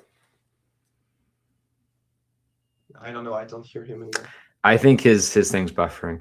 From what I remember Kevin saying in that stream, that was like probably a year or two ago, so I had to do this from memory. I think he was saying that the description of Our Lady of Lourdes from Bernadette initially was quasi-pagan, and that she described her as like almost like a fairy, like a small. The word she was using refers like a tiny person, and that it was some reference to like old pagan mythology or something. That I forget the exact point of that, but he was citing some book that had made that argument. And so I think he was saying that like the idea that this was the Virgin Mary or something seems like it was like a later theological development and not something that was like initially. Okay, that's it cannot be a later theological development because of one argument is that Bernadette heard the apparition say to her when she asked, "Who are you?" and she responded in the local language, which is not French, "Que soy era Immaculada Concepción," which means in the local language, "I am the Immaculate Conception." Bernadette did not know what the word immaculate conception meant, because she hadn't been properly catechized. She was a poor little peasant girl, and so she just repeated this phrase again, que soy era immaculada concepción, back to go see her priest. And when she saw her priest, she repeated that phrase. The lady said that to me, and the priest, who had some theological knowledge, of course, being in the seminary, knew that Pope Pius IX declared the dogma of the Immaculate Conception 4 years earlier, and so he immediately made the connection of that complex theological title that Bernadette didn't even understand. And so this, I mean, this gives the authentication to the fact that it's not pagan or just an later invention. I think Dale's back. Me? Do you hear us, Dale? Yep, I can hear you guys. He mostly addressed Did you hear the what I thing said? while you were out. Gotcha. That's cool. So yeah, as long as the your answer was there, I'll take a look on the replay. But yeah, basically, Kevin was just objecting that the origin of the story is it's pagan. It's about a pixie or a fairy, and then it evolves over time into a Marian apparition. But yeah, So, you want me to respond to that? Because I've just given my response to show that it's not pagan and that it's truly authentic. Sure. There's one central argument to make. Yeah, sure. Yeah, if you can do it briefly, yeah, go ahead. So, yeah, what I was saying to Caleb is that what happened is that Bernadette, when she had the apparitions, the lady in the apparition said to her to make I don't know what it's called in English, but a sort of place around the Lord, A shrine. the site of the apparitions. Yeah, I don't know the technical word in English, but she went to tell her priest that this was a requirement of the lady in the apparition, and the priest said, well, we're not going to do it if we don't have the identity of this person appearing to you. And so Bernadette went back to the place of the apparition and asked, who are you? Tell me who you are. And the lady in the apparition said in the local language, que soy era immaculada concepción, which means in the local language, which is not French, I am the Immaculate Conception. And Bernadette didn't even understand that term because she was a poor peasant girl with no theological knowledge, no theological formations. And so she just repeated this phrase back to go see her priest, que soy era immaculada concepción. She told it to her priest, and the priest, when he heard this phrase, was like, okay, that's got to be Mary, because he knew the significance of this theological title. He knew that Pope Pius IX had declared the dogma 4 years earlier. And so he immediately made the connection with Mary and told Bernadette it was really Mary appearing to her. And so that's why it cannot be a posterior pagan invention. That's what I would say. Yeah. Yeah, fair enough. Yeah, thank you so much. Yeah, just in terms of Kevin giving a follow up, he is in the live chat, so he's just saying, for example, he wouldn't say over time in terms of years, only weeks. She was describing the apparition like a fairy from popular Pyrenees Mountains region folklore. But as the weeks went on, it turned into the Marian thing, into Our Lady. So what do you think about how that one there told little Bernadette to eat mud and stuff? Isn't that weird? I think that's talking about when she was digging for the water in the grotto. She was like face first, and I don't know if it was like literally eating it, but it was quite messy. And I think that's what some witnesses said, from what I recall. Fair enough. Yeah, she was trying to find where the water was on the floor, so she was just going like that. I don't know the specific detail, but the argument I just gave about the que soy era immaculada concepción phrase that she did not invent and she could not invent because she didn't have the theological knowledge, that immediately refutes the pagan accusation. And so the fact that she maybe compared it to a fairy, perhaps because fairies are small, and first one of the Marian's apparitions, Mary was not like a big figure. I mean, size doesn't matter, as we say. So I don't think that shows it's a later pagan invention. So it was about digging. It wasn't eating. He's saying it was about eating mud. And I have heard people say that. I don't know what the source for that it was, but I don't want to say that that's not true because I don't know enough about that particular detail. I have heard other people reference that, so I don't know if that's meant to be pejorative or there actually were accounts of her literally eating it. So I don't have an opinion Yeah. on that. Even if enough. it were true, it doesn't refute the fact that it was really Mary appearing to her, because, as I said, the title Immaculate Conception could not be conceived by a small peasant girl who has no catechism or theological formation. So I am curious too, Matt. This isn't more of an objection. It's just sort of because I have less of a commitment to some of the Marian aspects than I think you might. But why do you think that that Bernadette was the only one who actually saw Our Lady in that case? There were people who did see other miracles around there. Like there was one where she was meditating and had a candle, and she was like not burned by it and stuff like that. And I think she became transfigured at one point too. But why do you think that like you'd have crowds gather that would see her looking in this grotto and having these visions of Mary, but no one else besides Bernadette? In this case, it's not like Fatima or Zaytun where everyone sees it. Do you think there's like a particular reason for that, or is that just how Our Lady decided to do it? Is it like a faith thing, or maybe because Mary just chooses to appear at specific times to specific individuals and not to everyone, just like in Fatima, I would say she decided to appear to the three little children and not everyone else, and just to make a general miracle for everyone else. right? It's like saying when the atheists say, well, why doesn't God appear to everyone? And well, it's like, well, God chose in this specific context, in this specific area, to appear to a particular person. We don't know why he didn't choose to appear to this or this person, but the fact we don't know that doesn't take away the fact that he did really appear to this person, and this can be corroborated by the numerous miracles that started to take place immediately after on this specific area. Another thing too, I don't know if you're okay if this is going down this route. I mean, I have some other slides, Dale, but they're just like of other cures. So I don't know if you're curious to see them, or we can stay on this though. I think this isn't more interesting, to be honest. Well, the only thing is the fan requested specifically about the category of miracle healers. Okay, I had some on that then, so we can let's come back to the end then, because I had a few more of like the theological stuff. You can do Saint Charbel before. Yeah, I have Charbel and Ralph Diori on there, so we'll do that and then come back to it because I think this is interesting. All right. So I'm adding your slides back to the perfect. thing. So, yeah. So this is what you were asking for, the case of miracle healers in the Catholic Church. Yeah. So also I will say I don't have I think he had mentioned a few, and I don't have all the ones that he had mentioned. I don't know enough about them, but here's a handful of ones that like are healers, you could say. So in terms of the most prolific one, it would by quite a big margin be Saint Charbel Malkoff. He was in Lebanon in the 19th century, and I believe he was purported to do miracles during his lifetime, but much more of them were after his death. So there were people who go to his tomb and claim that it was healed. I believe there were people who claimed that there was like light shining from his coffin, like transfigurations. A lot of really interesting testimonies. And if you go there, they have a sort of like an account book at his tomb where they have all these different testimonies, and I think there's over 30,000 of them. Now, I don't think that's, to my knowledge, that's not all of them like have been medically rigorously investigated like they would be at Lourdes or with the canonization miracles. That's a lot of those are anecdotal, but nonetheless, that's still a remarkably large number.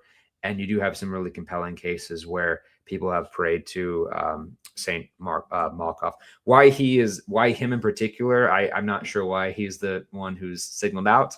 But that's sort of how it ends up being. So one of the more interesting ones, I talk about this one very briefly in the book, but I haven't looked into it as much as I would have liked, was Nohad al-Shami. She had what's called an occlusion of the artery. So basically artery blockage. I think it was 70% on one side and 80% on the other. And this caused her to have hemiplegia, so side paralysis, where she couldn't move her leg or her arm on I think it was her left side. So she was basically bed bound in this and was not in a good state. They were planning on doing surgery to correct this, but while she was in the hospital, her son goes and gets some oil that they were having at Saint Charbel's tomb that many people visit, and he came and brought it back to her and anointed her with it. And when he anointed with it, she then went to sleep, and she had a dream, and this is what the above picture is supposed to be showing, where allegedly Saint Charbel showed up in the dream and told her that he was going to heal her.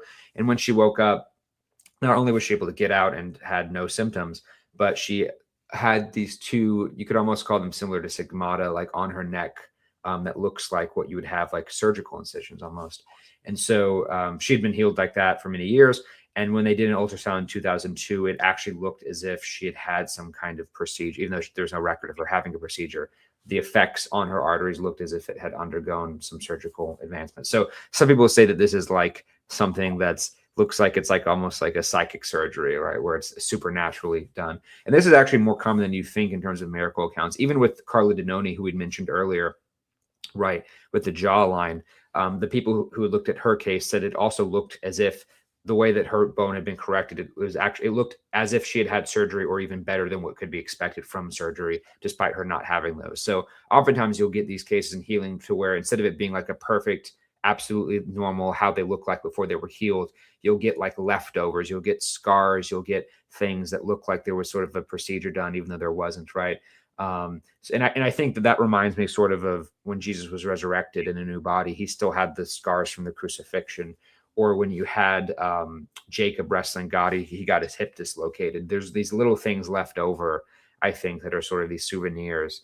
So that's common in Lourdes, it's common in other places as well. So I wonder if it's something like that. Now, I don't know that much about this case. So I know with stigmatics in general, I'm pretty skeptical of it in terms of people having, the wounds of Christ appear on them. But this is not really directly that. So I'm so open to that. I'm just curious if, that if they're self-inflicted or something like that, because there are people who will do that for themselves. But regardless, I think it's an interesting case with Saint Charbel. Another one that's with Saint Charbel too, was that I think is better documented, or at least more interesting to me, is a case where blindness was cured. So you had Daphne Gutierrez. She was in Arizona at the time.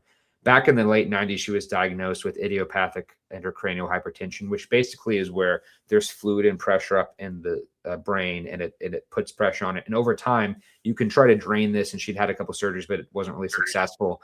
But over time, pressure kept building up until it basically atrophied her optic nerve. And optic nerve damage is irreversible. So the pressure on her skull eventually caused her to lose sight in her left eye in 2014, and then her right eye in 2015, to where she was legally blind and had severe vision impairment. She had to have a cane. She had to read Braille, and she was going to be put into a nursing home. And she was in her, I think, 30s at this point. So you can imagine how devastating that was to her family, that she was completely invalid and was going to be in a nursing home for the rest of her life as someone who was completely disabled and blind. So her church was having I forgot what it was called, like a tour of relics of Saint Charbel that were being passed along the country. And at that point, they had stopped at her church and were displaying these relics of Saint Charbel. And so she goes there with her cane, and her husband's helping her across. And they place one of these relics on her face and just pray for her healing. Nothing immediately happens at that point, but that night when she's sleeping, she feels a burning sensation in her eyes, and it gets almost painful. It's like a stinging, and she wakes up, and she goes back to her ophthalmologist. She has perfect eyesight again, normal eyesight. And so I have one of the documents down there about it. And so they called in an expert in optic neurology to look at this, and they said they had no explanation for how she was suddenly able to get her eyesight back. And she's still cured to this day, and that was about 10 years ago now. So pretty interesting case. And that's another one where optic nerve damage is virtually always incurable. We don't have any treatments even now to treat it, let alone it going away on its own, because that's just not, the eyes are not nerves that grow back. So that's another interesting one where Saint Charbel, purportedly interceded. This was not a canonization miracle because he'd already been a saint at this point, but it is one where you have sort of a healer who's working beyond the grave. So any thoughts on those? Yeah, that's impressive. Very impressive. Yeah. I think so too. Last one I have on here, Ralph Diorio. He was a faith healer who was also a Catholic priest. And he has lots of eyewitness accounts. He was probably most prolific, I think, from the 60s to probably the 1980s, 1990s when he got older. There are even accounts of people who claim that he could heal stuff like Down syndrome, which is a very visible disease. Although the people who've looked into that, there's not as much corroboration as would have been nice to have. So there have been people like James Randi and others who've criticized him and said that he's I think the term he used was a Vatican appointed wizard, sort of pejoratively. But I do think there are a few cases from Diorio that are pretty compelling. So one of these would be Christina Umowski. So these are the actual scans of hers. But she had seizures in December of 1988. Her mom found her lying on the floor, seized up and looking up in the sky. And when they did scans of her, they found that she had what's called an optic glioma caused by neurofibromatosis, which is a non-cancerous tumor, but it's a tumor that builds up near the optic nerve in the brain, and it can obviously cause neurological complications. So sometimes this isn't that serious. It depends on the stage, but in her stage, it was pretty profound because it was causing her to have seizures. And so over the course of the next few years, this got worse, and they weren't able to treat this or remove it because it was so close to the optic nerve to where if they did that, it could cause her to go blind or like even worse damage. So she starts to have seizures more. She starts to have difficulty balancing, and eventually she gets to the point where she can't even jump or skip anymore. She basically is very limited in her mobility. and has constant headaches and all that stuff. And so the tumor gets bigger and bigger over these course of three years. In February 1992, her family goes and visits Ralph DiOrio, who was traveling and stopped by their church for a healing service. And so he prays for Christina, and Christina says that she feels like this warmth, this heat, which a lot of people attribute to the Holy Spirit, in her body at that point. And within 48 hours of that, she's now able to, her seizures went away. She's able to skip and jump now. Her mom saw her jumping rope outside. I think it was a day after the healing, after the service happened. And she hadn't been able to do that in years at that point, or at least several months. So astounded by her virtually instantaneous recovery of neurological activity, they go back and they find that the tumor has begun to shrink. And over the course of the next few months, the tumor keeps shrinking until it's gone now. So they had specialists brought in to look at this, and those are the photos there. So the photo on the left is the original glioma on there, and the photo on the right is the one where it's gone. And it might be hard to tell from this one as a non-specialist, but there's clearly like a shrinkage in terms of where it's at. So she was healed. I think they interviewed her 5 or 6 years after this happened, and she was still in normal health. So that's another one. And this is one of those cases where this is a disease that can technically go away on its own in some cases. It's not common, but it's the circumstances of it happening, the timing of it happening right within when she was prayed for, and the fact that it was getting worse at that late of a stage is pretty unlikely that it would go away in the way that it did. So I think that's one where you could make an inference to say that this was something that was particularly interesting by Ralph DiOrio. And the last one that I have on here, last slide I also have for Ralph DiOrio, I think this is his most impressive healing, was of Leo Perez. Leo had been injured in a factory accident back in the 1930s when he was only 18 years old. And this originally wasn't too bad, but due to progressively worsening complications, he had very severe back pain. By the 1940s, he was basically put in a brace to keep his back straight, and this didn't help very much. So he'd had a couple of disc operations, and those only made it worse. And so in the 1950s, he has a myelogram that shows that there's significant damage to his spine. So they go in to try to fix this in 1958, and they end up botching it to where he basically becomes completely paralyzed in his legs. And so due to that, he's a complete invalid and is in even worse pain now. So in 1959, he has a cordotomy. Now, cordotomy is not a procedure that people do nowadays, or at least if they do, it's extremely rare. It's basically outlawed in most places, where before they had common uses for opioids and anesthesia to relieve pain, right? Terminal patients could have a cordotomy. And it's an extreme procedure that you have to get 3 doctors to sign off on, because they go in and they basically sever some nerves to where you lose complete sensation, right? So this is obviously irreversible once they do it. So because he was in such pain, and because it's reserved for terminal patients, and he was already paralyzed, they're like, well, what's the point? He's not going to regain it back anyway. They went ahead and did a cordotomy in 1959 so that he no longer has any sensation, that he's kept out of pain. So he had this, and now his doctor would confirm in letters that he was completely numb and had no use of his legs whatsoever. In fact, there was one case where his doctor talked about where he had a nail that went into his shoe, and it took them literally days or weeks to even notice it, because he couldn't feel anything, even though the nail was going through his heel, and it got infected, and they had to go to the doctor to get the infection treated. But he, no notice whatsoever, because he had no sense of pain or sensation at all in his legs. So 1977, he goes to a Ralph DiOrio service when Ralph DiOrio was visiting his Catholic parish. And he was pretty skeptical. He didn't really believe that this was going, but he got invited to go. So he's like, well, I might as well try it.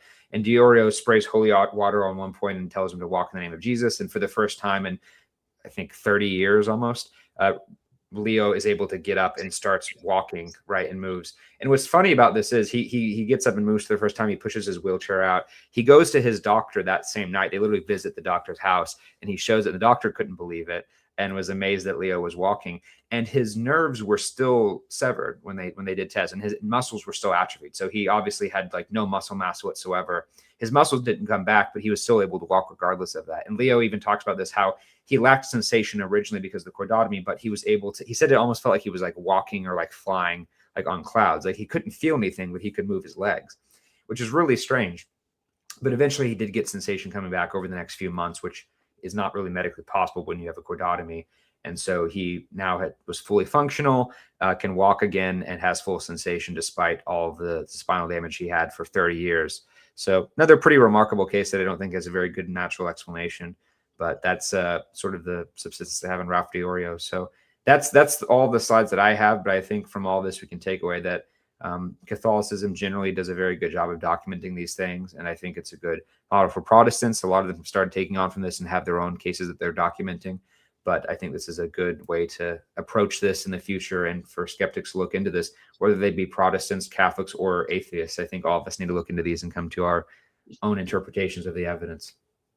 Awesome. I'm just kind of curious before I go to Matthew's take on the miracle healers category, but Kevin here is saying that in terms of the cases of Down syndrome, he's saying if someone could prove that, he would convert on the spot. Like that would be a miracle. So Yeah. I'm just kind of curious, in your research, has there ever been anything to do with Down syndrome that has medical documentation or comes close to fulfilling the Lambertini criteria?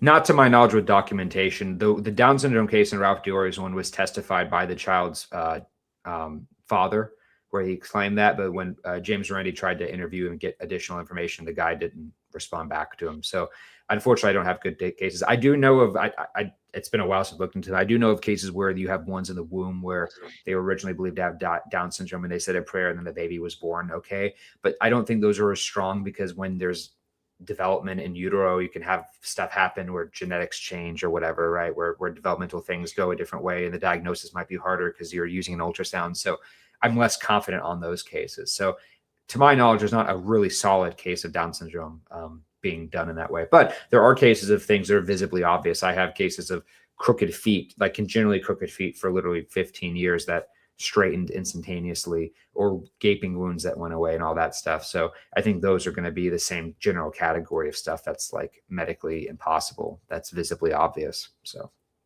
yeah, the thing is that we shouldn't require the Down syndrome people healing in order to believe in miracles, because we have other miracles which in principle cannot have a natural explanation. I mean, the Peter the Rooter case, if it's attested that a broken leg separated by 1.5 inch instantly comes together and reunites, and you have you could document it medically, that still would be in principle inexplicable by the laws of physics. So so my question for Kevin would be, what sort of miracle evidence would convince you that miracles are true? That's what I ask skeptics in general. If you don't believe in miracles, please give me your necessary and sufficient conditions for you to start believing in miracles. Because it seems that whenever we propose a case, the skeptics will always claim to fraud or misidentification. That's what they do with Juan Miguel Pellicer in the Calanda case. That's what they did with Peter de Ruyter. That's what they do with Zaytoun, everything. And so you can always say it's fraud or misidentification. And I think that even if Caleb was to come up with a case of a Down syndrome healing, Kevin wouldn't start converting now and accepting Jesus in his heart. He would say something like, oh, it's more probable that there's a fraud or misidentification going on. So yeah, I'm quite skeptical of such. So I don't want to read into Kevin's biases. I don't try to pretend like I know that thought, bro. I think Kevin, from everything I know about him, is genuinely sincere. Skeptics in general. I mean, I've met skeptics. Sure. I'm not speaking of Kevin, but you will bring them loads and loads of evidence, and they would always say, well, since we know miracles are not possible, it's always going to be more probable that there's a fraud or misidentification going on. And if they say, well, I would be convinced if a leg grows back, and you document a case where a leg grows back, like the Juan Miguel Pellicer case, they will say, well, it's got to be a fraud or a misidentification. And so, I mean, yeah, it becomes difficult. Yeah, I think that's fair. And I think humans are just predisposed to our own biases on either side, right? And I talk about this a little bit in the book. It's actually my favorite chapter of the book is the last one, because it's less about cases. It's more just about theological reflections. And I ask a lot of questions that I don't have answers to myself. And I think it's just sort of it's very Dale Allison-esque writing, which I know that I'm sure Dale would appreciate. But I do sort of like that rhetorical aspect of it and asking questions. And I have a section on miracles as biases. And I think that even when you look at David Hume's argument against miracles, he was talking primarily to Anglicans who didn't believe any of the Catholic miracles. And so he was saying, like, you all dismiss all these contemporary testimonies we have, but you believe in these way older accounts that are less documented, right? So I think that we all do have our own biases. And I contend that when I'll talk to Protestant friends with the Zaytun, and they'll be much more skeptical, where it's like, you know, all my Eastern Orthodox friends are like, oh, come on, it's obviously Mary. Like, it's like, how could you not get to that? But when people have theological dispositions, and that's how I feel towards stuff like Eucharistic miracles, right? And that might be how some Catholics feel about other things, where we all have our ways of trying to frame the evidence in a certain way, whether rightly or wrongly. There's one particular quote I have here. This was from someone in 1824. There was a woman who was dying of a particular kind of cancer, and she'd had many open wounds. And allegedly, this went away instantly after a Catholic priest prayed for her. And there was an affidavit of 30 different witnesses who signed on to this, including 4 of her physicians. And there was a Catholic, not a Catholic, there was a Protestant commentator on this, where he basically dismisses this because it's a Catholic miracle. And I think it's a really telling quote. So he says, quote, "This narrative illustrates a very important difference between our Roman Catholic brethren and ourselves. A good Catholic, no matter what his rank or culture, believes in such things without an effort. It is not necessary for the faith of Catholics that the Bishop of England should gather such a massive testimony. 3 good witnesses would have sufficed quite well as 3 dozen. Here's the point. But no amount of quality or testimony could convince a Protestant mind that Miss Mattingly's tumor was cured miraculously and her linen miraculously cleansed. For my part, if the president and vice president, if the whole cabinet, if both houses of Congress and the judges of the Supreme Court had all sworn that they saw this thing done, and I had seen it myself, no, even if the tumor had been on my own body and had seen myself to be suddenly healed, still, I should think it more probable that all of those witnesses, including myself, were mistaken than that such a miracle had been performed." So, you know, that's kind of the level that some people go to say that, like, I'm not saying this is everyone, but this kind of telling. And the more common Protestant hypothesis when I talk to them about Lord or Eucharistic miracles is to call it demonic. That's like, especially in the conservative Protestant circles, like Calvinists or guys like that. I have Calvinist friends who basically thinks that lots of these miracles are just purely demonic. And I mean, I guess that's consistent, because if you agree that Lord comes from God, and that's Mary really, there was an appearance confirming the false idolatric doctrine of the Immaculate Conception, then I mean, only the demon could be the author of such idolatric doctrine. So I think I agree with you, Caleb. It's crazy to call these miracles demonic, but I mean, Protestants do not. Lots of Protestants, not you, but you're in the minority camp. I would say that apart from you and maybe Dale, I don't know much Protestants who think Lord has true miracles coming from God. Maybe Craig Keener probably does. Yeah, Craig Keener probably does. But most Protestants I know don't think that. Yeah, and look, any religion can point to demons to explain the miracles of other religions they don't like. So I really don't like using that card, right, to say, well, a Jew could say that demons rose Jesus from the dead. And in fact, if you go to Deuteronomy, I think it's 13, where it talks about false prophets doing signs and wonders, right? That's very much what the Pharisees were appealing to when they said that Jesus was casting out demons by Beelzebub. So I agree that we shouldn't invoke that unless it's something that's particularly demonic. But it is a difficult question in terms of the theological interpretations, right, and the moral interpretations. Like, if you have a Pentecostal healer like Reinhard Bonnke or Catherine Kuhlman, who do have some interesting healings, it does seem to me hard to separate the teachings from that. Like, I understand you could say that God's just being merciful and healing people, but if God is purely being just benevolent to heal people, like, he could do that in ways that aren't miraculous. So to these people, to the people who were healed by Pentecostal teachers like Kuhlman or by Bonnke or by Heidi Baker or whoever, they are going to sincerely believe that these people are prophets from God and they're apostles, and they're going to take their teachings very seriously, whether rightly or wrongly. So it does seem to me like you do get this question of, if we have to say, well, Lord is vindicating this because Mary said, I'm the Immaculate Conception. Well, if you have a Pentecostal preacher, if you have someone who's healed by Benny Hinn, they're going to be convinced that Benny Hinn is from God and is doing this for them. And if that wasn't the case, why did God have to heal them through that ministry? Why not just heal them independently of that? Because it does seem like it makes it confusing. They're going to be convinced of the true doctrine that Jesus really heals people when they ask for it. And so that compatible with mere Christianity, they're not going to be Right. convinced by a specific Protestant doctrine like sola scriptura, sola fide, or things like that. Whereas in Catholicism, you have miracles confirming distinctly Catholic doctrines like the intercessions of saints, the true presence in the Eucharist, and the Immaculate Conception. So that's specific doctrinal confirmations. You don't have that, to my knowledge, in Protestantism. I Well, think it would but be good evidence.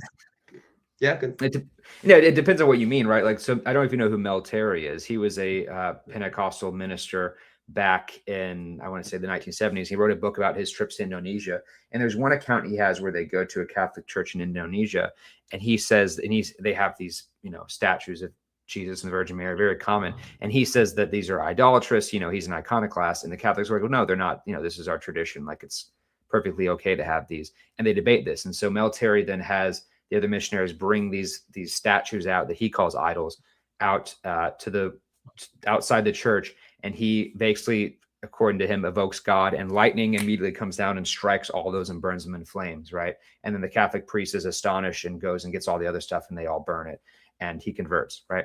So assuming that account is true, right, and we have a couple witnesses who attest to that, would that be an exact, like, how am I supposed to think that? Is that God confirming that iconoclastum is true and that we ought not have statues of the Virgin Mary and of Jesus and the saints in churches? Or like, what are the implications of that? And I don't know. I think it's very difficult to say, but you do get cases where it seems like it's problematic for both sides.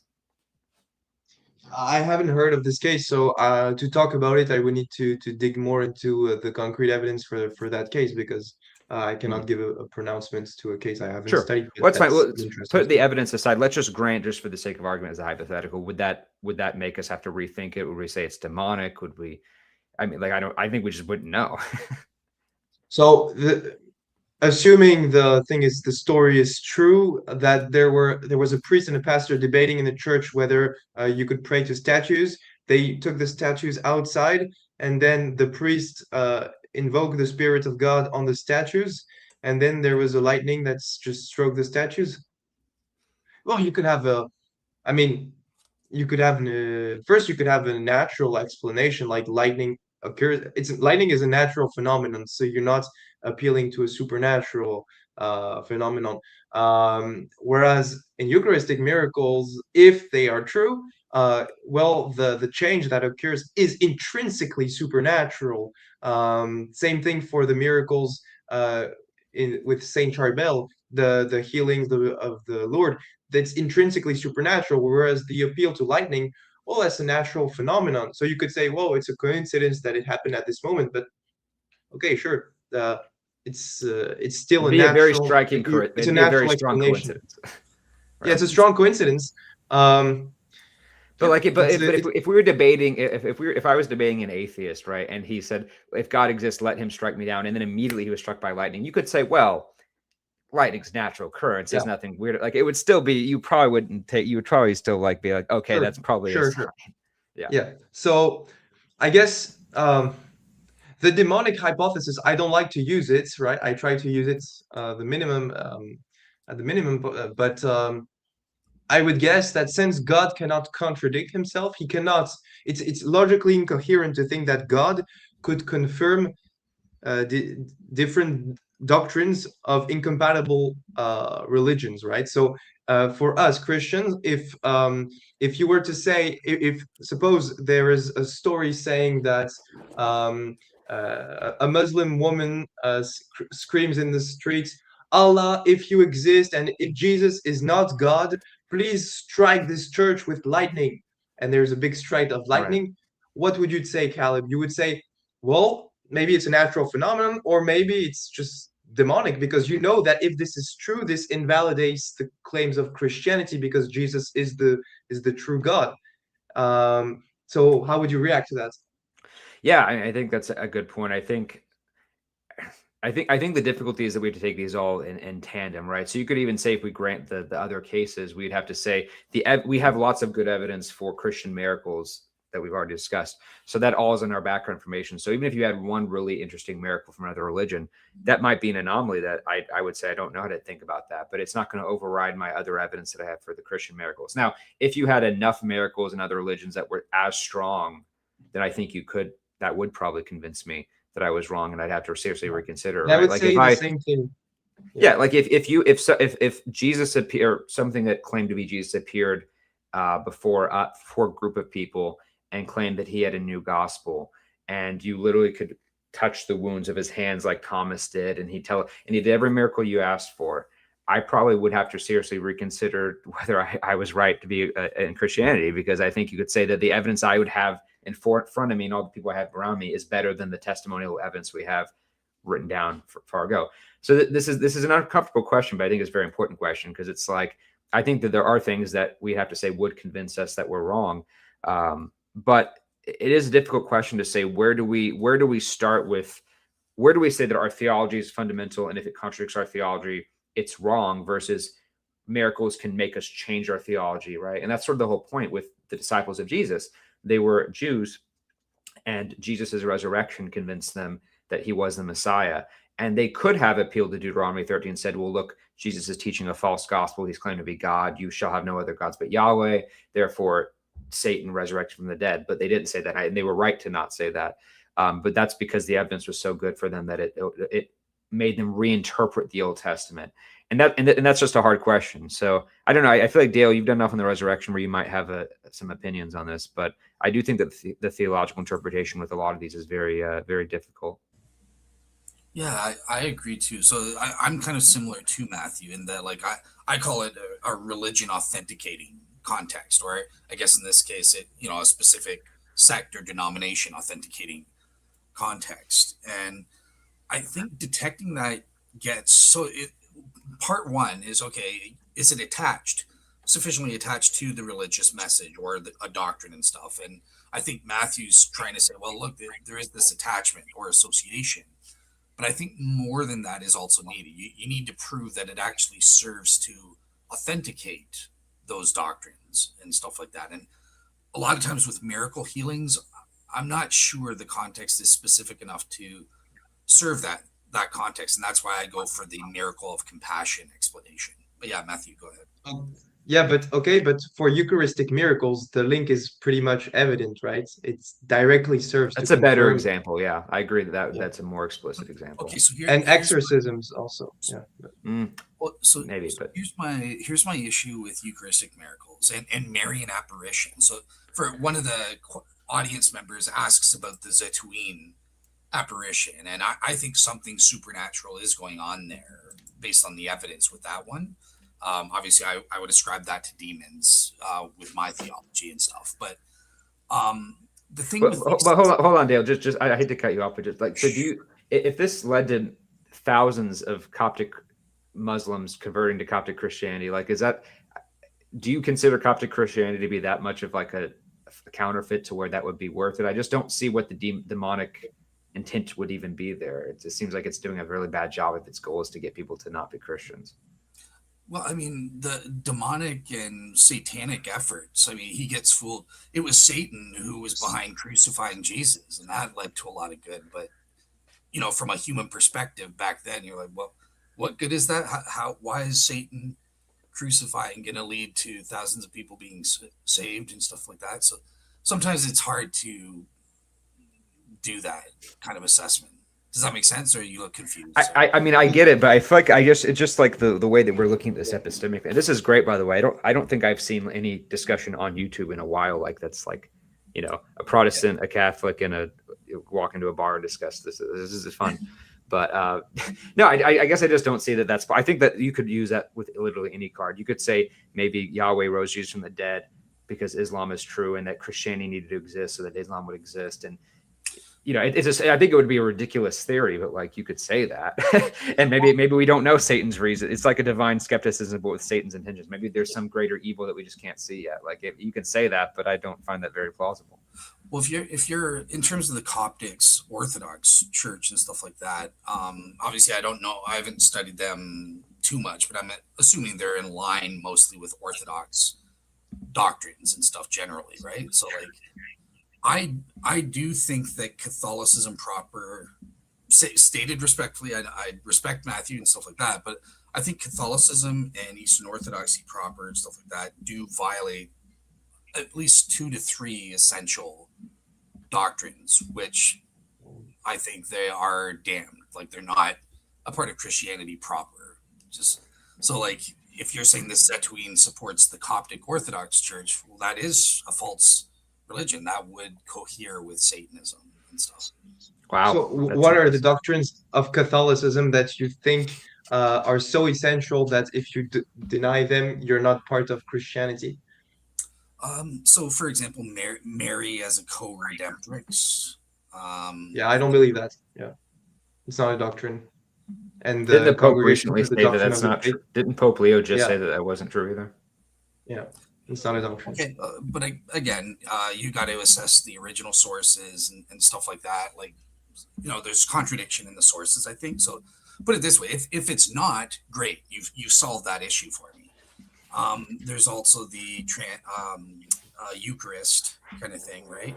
As a re-sacrifice, which the sources are clear about that. So that's an issue again for me. So transubstantiation, the true presence of the Eucharist. Yeah, and specifically that it's stated to be a re-sacrifice of Jesus. Okay, so your claim is that any Christian who believes that Jesus is substantially present in the Eucharist has a false gospel and that he's not truly a Christian? Yeah, again, and you're saying, yeah, like you're re-sacrificing when you take part in that Eucharistic ceremony. You're re-sacrificing Christ, or Yeah, as but one. that's not Catholic theology. Like Catholic theology explicitly denies that you're re-sacrificing Christ. The proper way Catholic theology expresses itself here is that the Eucharistic sacrifice is the actualization of the unique sacrifice that took place 2,000 years ago and that is rendered present here, but it's not a re-sacrifice. We explicitly deny it's a re-sacrifice in the Catechism. Okay, so like sort of like a time travel thing, and that is consistent. I did a debate with Louis Dizon, who's a Roman Catholic apologist and stuff like that. I don't think that works, right? Because I don't think I go for an A theory of time, not a B theory of time. So like, You can yeah, believe a theory of time. Like Aquinas believed in a theory of time, and he believed in transubstantiation, in the real presence. It's just that Christ is outside of time, and so he can make his sacrifice actual, to be actualized today here for us. And it's not a re-sacrifice, it's not another sacrifice. There was one unique bloody sacrifice 2,000 years ago, and this sacrifice has been actualized in a non-bloody way today. That's just the Catholic teaching. all right. You can deny that, right? But you can disagree with that. But how would it follow from the fact you think this doctrine is false to the claim that those who believe this doctrine and take part in this sacrifice have a false gospels and do not deserve to be named Christians? Yeah. So how do I determine which ones are essential or not? Right? Because obviously Catholics have, in my opinion, have false doctrines, but I wouldn't say you have a false gospel on that basis. So I basically let the Bible define either what is explicitly stated. So, for example, I think we would both agree the Bible explicitly states that belief in the bodily resurrection of Christ is an essential issue. You don't believe that, you're not a Christian. That's an explicit. Okay. But then it gets more complicated.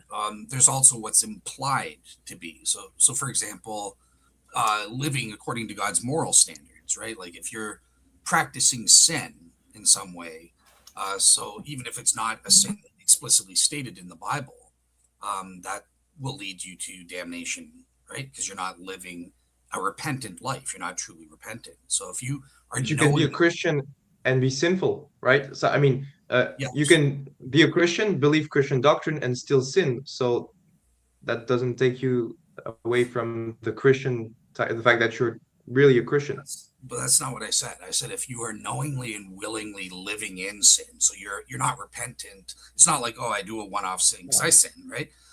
But we're repentant about it, and we're trying our best never to sin with the help of the Holy Spirit. But if you're just embracing, I don't care what God says homosexuality is wrong. Cool, I'm going to do it anyways because I think it's loving to do it, or something like that. That's what I meant there. Well, can So I just sorry, go ahead. Yeah, sorry, just last thing, and then Caleb, you fine. can talk. But to clarify, if since you're Protestant, you have an a priori skepticism towards Eucharistic miracles, but you recognize that if you can grant that something really supernatural took place in these Eucharistic miracles, that's the flesh starting changing into blood during Mass, that would be evidence for a satanic involvement in the Catholic Mass. Is that your position? So if a miracle took place in the context of a Eucharist, would I think that was demonic?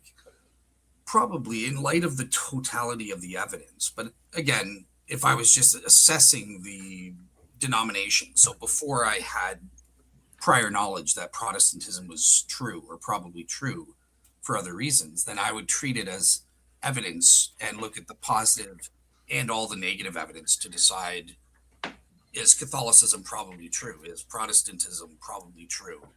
Or, one of the things I have with Eucharistic miracles, even if you could prove it, it's more operating, it's inconsistent with God's modus operandi for miracles, because it doesn't prove Catholicism. It can equally prove orthodoxy. All it's doing is serving to falsify. It's saying, no, people who don't believe in this doctrine, that the bread and wine are literally the thing, they're false. And that seems a little inconsistent with God's MO. Like, he usually does these miracles to authenticate, hey, this is my message. This is what you should believe. Does that make sense? Yeah, I think it's not a decisive. Yeah, you can go, Caleb. Yeah, no. So on the authentication thing too, that becomes difficult too, because I'm not sure where are we saying that ones that are not clearly merciful, so like Jesus walking on water, or ones that we're saying are authenticating? Because by that definition, I think most of the miracles in Acts, from what I recall, are miracles of healing or of resurrecting the people, not resurrecting that Jesus did, but revivifications, what do you want to call them? And that was a big point in terms of why people converted. They heard the gospel, they heard them say Jesus resurrected from the dead, and then they started healing people. Paul, Peter, stuff were doing these miracles, and that's what convinced these people, at least many of them, that the words that these men were saying, that their testimonies were accurate, right? So if you were a first century Jew or were one of the Gentiles who was listening to Paul and Peter preach and you saw them heal someone, would that be evidence to authenticate that Peter and Paul were teaching theologically correct doctrine? Or could you just say, yeah, so maybe Apollo, maybe Zeus is just being very generous and is using these men to heal people, but is not necessarily vindicating what they teach, right? I think it's just the line between what counts as authenticating and what counts as merciful is not clear to me. And that opens up a bigger question too, in terms of the moral teachings, right? Because you brought up Paul and stuff earlier about, like, well, if Paul says that homosexuality is wrong, then we just have to accept that and that's it. But that's a difficult question, because it's like, well, Paul was clearly doing lots of miracles and was claiming divine revelation and authority, so we should take what he says seriously. But Paul also talks about stuff that, whether it be with slaves or with women's roles or with homosexuals or whatever, that certainly by today's standards in modern Western culture would not be very politically correct. So at what point do we say that miracles vindicated teachings if it maybe violates our own social mores or moral intuitions, right? Like when Abraham says that God told him to kill Isaac, and Isaac had been miraculously conceived, that God was giving him evidence that he was performing a miracle and was being evident. But he then asked him to do something that violates his moral conscience, right? I guess when it comes to like the theological teachings, do we also have to look at the moral teachings? Can we say that someone like Joseph Smith or Muhammad were immoral people? They had lots of wives and all the other stuff. They were sexually immoral. So therefore that works against the authenticity of their religious claims? Or do we have to say, no, even if this person has moral teachings that I might disagree with, they did miracles, I have to accept them, their word is authoritative. So even if I personally disagree with it, I have to just accept their authority and believe it, right? And I think either of those options is going to be really problematic, and that's why this is a difficult question. So those questions, that's what I do when I studied the religions, right? So it's the negative evidences that you have to weigh against positive evidences in the form of miracles or inner witness of the Holy Spirit and stuff like that. So in the case of, Muhammad or something like that, for a lot of Muslims, Sunni Muslims and stuff like that, for example, Muhammad's character is a doctrine. It's an integral part of the truth of Islam, because you need to model your behavior after Muhammad. He is the perfect man. So in that case, his behavior and immoral behavior is relevant to the truth or falsity of Islam. with Joseph Smith being a fraud, maybe I don't know if Mormon doctrine teaches, oh, he's the greatest character, Right. but that seems less relevant for falsifying the religion, but it's falsifies it more on a evidential level, because it takes away, well, why would I believe his testimony or the testimony of his followers and stuff like that? So that's how I would. So okay, I get that. So is that not going to appeal then to people who try to appeal to like Old Testament atrocities and stuff like that Yahweh does, or do you disconnect that enough from the New Testament to where that's not like an essential issue in Christianity? Sorry. I considered that as negative evidences, and I had to evaluate these. Are these actually immoral or not? And in the end, I don't think that one, I'm sort of famous for arguing, I don't think those work as proving Christianity's false, but I'm consistent. I don't use that against Islam necessarily either. I think the Quran is clear that it teaches it's jihad and stuff like that. But I don't necessarily hold that as like, okay, well, therefore you're provably immoral and the religion is probably false. So I've been consistent. Yeah, and this is just where I think it's like, is it just going to be subjective at that point in terms of one's, like Peter Singer, for example, he's a big animal rights guy. He thinks that Jesus was acting immorally by allowing the demons to go into the pigs and drown them, right?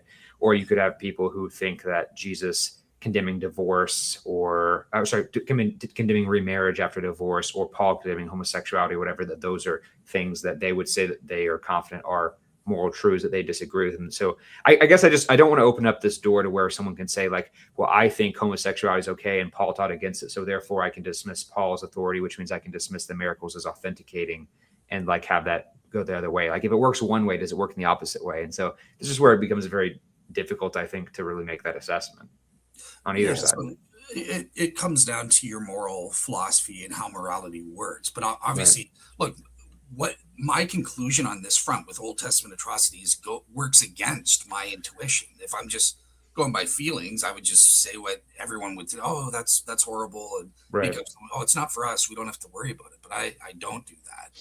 I assess it in terms of basically applied morality, right? Like the level of our actions and stuff like that. These are all on the basis of higher moral principles. Are they violating or inconsistent with one or more moral principles and that sort of thing? And that's where you have to, what are these moral values or principles that we share, right? Things like life preservation, other stuff like that. What are the relevant facts that apply to that, right? So in the case of judging God, he's an omniscient, omnipotent God. There are going to be certain facts that may not apply on a human level, right? Based on God's knowledge, such as he knows how many souls will be saved through doing this action versus not. And then you also have to apply, okay, if there is, I'm trying to think of the word. There's a specific word that I'm using. Like, if you exempt a certain moral principle in a certain case, right? Like you're taking a life, this exempts the principle of life. Is there a justification because within the moral hierarchy, you're upholding another principle that has a higher weight in that specific context? So that's the three levels of assessment. I assess what are the facts, what are the principles involved that are supposedly breached or not being followed, and what are the other principles within the moral hierarchy that may be more weighty or less weighty, kind of thing. So that's why I did it. Does that make sense? Just to be clear, Dale. Yeah. Yeah, it sort of makes sense. But when you apply these principles to concrete cases, would you say, for example, that what is your stance for Zaytun, Lord, and other healings we have seen with Caleb? Do you think these are true miracles coming from God, or that they are satanic? I think for Marian apparitions like Zaytun, you said they were satanic. Did I hear you correctly or not? Yeah, for Zaytun, I think that I would go it's a demon, I think is the most likely explanation. For miracle healings at Lourdes, I actually think God is performing miracles, as you said, but they're not meant to authenticate a religion or a denomination. They're miracles of compassion, which we see God doing all the time with healing in the Bible. But Dale, do you? Okay. I mean, I'm And inclined to agree with you on that, Dale. But do you not accept that the people who are going to be going there are going to be convinced that, like, if God feels bad for this pilgrim and wants to heal them, why do it at Lourdes? Because they're going to make that connection. Why not have them go to a Protestant minister, have them do it in their private? Like, why does it have to be in such a public way where people are going to use it for Catholic apologetics, right? If that's not his goal to get them to endorse this false Christianity as you see it. Yeah, so I think because as long as God gives us enough evidence to tip us off that Catholicism is false, so there could be, assuming it is false for the sake of argument, and Right. stuff like that, right? Obviously, you could make that argument. We would need to assess the totality of the evidence. But so the first thing is, okay, is this event, these miraculous events, are they actually taking part in a religion authenticating context? Are they actually serving to authenticate specifically Catholicism's essential doctrines as true or not? And on that front, I find it a little bit vague. I'm not sure the connection. It's definitely attached to Catholicism, but is it serving to authenticate it? I'm not sure about that. Lord, yeah, sorry. Just to stay on this first point you made about authentication, do you agree that Lord occurred in the context of Mary declaring herself to be the Immaculate Conception, and that people who are healed in Lord almost always invoke the intercession of Mary when they ask for these healings? I agree with the latter part. So far as I know, that it probably takes place in the context of intercession. I don't agree with the former part that the origin of the site was a Marian apparition. I've sort of believed, based on what I've limited research and stuff, is that it has these pagan origins that evolved into a Marian thing. Okay, well, suppose just like Caleb did with me before, suppose that we were to establish that the origin of Lord was truly based on the fact that Mary declared herself to Bernadette to be the Immaculate Conception, and that this is the foundation of how Lord began. What would that imply for your theology? Would you just conclude logically that it's demonic or not? So if it's actually proven that, okay, these supernatural events and stuff like that, and it takes place in the origins, hey, I'm married, this will be a miracle site to prove that it's the Immaculate Conception doctrine is true, I would probably take that as a Catholic affirming, authenticating miracle in that context. Mm-hmm. Yeah. Yeah, because it's specifically being done for the express purpose of authenticating doctrines which are unique to the Catholic Church. Because I don't think the Orthodox believe in that Immaculate Conception and stuff like that as well. So some of them do, not all of them. Yeah, not all of them. It's not dogma for them. But yeah, so you would logically conclude that Lord is demonic, just like Zaytun. Yeah. But yeah, for the Zaytun case, to claim Zaytun is demonic, I mean, I think here Caleb and I would agree that, I mean, Zaytun, why would Satan want to convert hundreds of thousands of Coptic Muslims who believe in Muhammad and Allah to the one true God, Jesus Christ, through this apparition? Why would Satan want to bring more people to Jesus Christ, the only Son of God? Okay. I don't want this to seem like it's rude. I'll answer your question or something, but I want to be smart and answer with a question. Why did Satan in the first century think it was a good idea to convince people to convert from paganism to Christianity, but they were false teachers and they've deluded themselves? Even on the day of judgment, they're going to say, Lord, look at all this stuff I did for you. Why would Satan do that? Why not just leave them as pagans? I'm not sure that Satan is the one doing that. It could be that people are self-deluded, right? People can be nominal Christians all the time and believe they're saved, but because of their own sin and their own selfishness. Like, if you mean in terms of like wonders and signs and wonders, I'm not convinced that Satan is necessarily like working through them to do false miracles. But if you mean like people can be self-deluded, and I know that, and you're talking about the passage in Luke, right, where they go up and they're saying they do those things in it. They perform miraculous healings. Sure. Well, they could, but I don't know if that means it's demonic. You can have false healings that are not that, right? You could have, in fact, I'm not even sure that it would mean that it would be You could even have people who were doing legitimate healings, but themselves were not real Christians, right? That's, you remember in Mark where the guy is healing people and the disciples go up and they're like, Jesus, this guy's healing people and he's not one of us. And Jesus is basically like, if he's not against us, he's for us, right? Like, who are you to say that he can't do that? I think people can still be working it and not have the right theology. So for all I know, the disciples were healing people. Judas may have been healing people even before he died, right? So I'm not so sure that them working those things was evident that you could still have a merciful act of God through broken people, right? Just like someone could be healed by Benny Hinn, even I think Benny Hinn's a very morally disgusting person, the stuff that he teaches and does and takes advantage of people. But I don't think that that necessarily affirms, just as you don't think that it affirms their teaching. So Satan can deceive the person within themselves, but that doesn't mean that God is not working through it. Another example would be Moses, right? Moses, when his last miracle is that he hits a rock and makes water come out of it. Now, God allowed that to happen, and God obviously is performing a miracle through it, but Moses was deliberately disobeying God when he did that, and God punished him for it. And yet he still allowed the miracle to take place despite him not using that as authenticating Moses in that moment. So I think it's just a lot more gray than we'd like to think. Well, I mean, so God is behind everything, even the actions of Satan. So on that level, so of course he's allowing false teachers, and it's part of his providential will.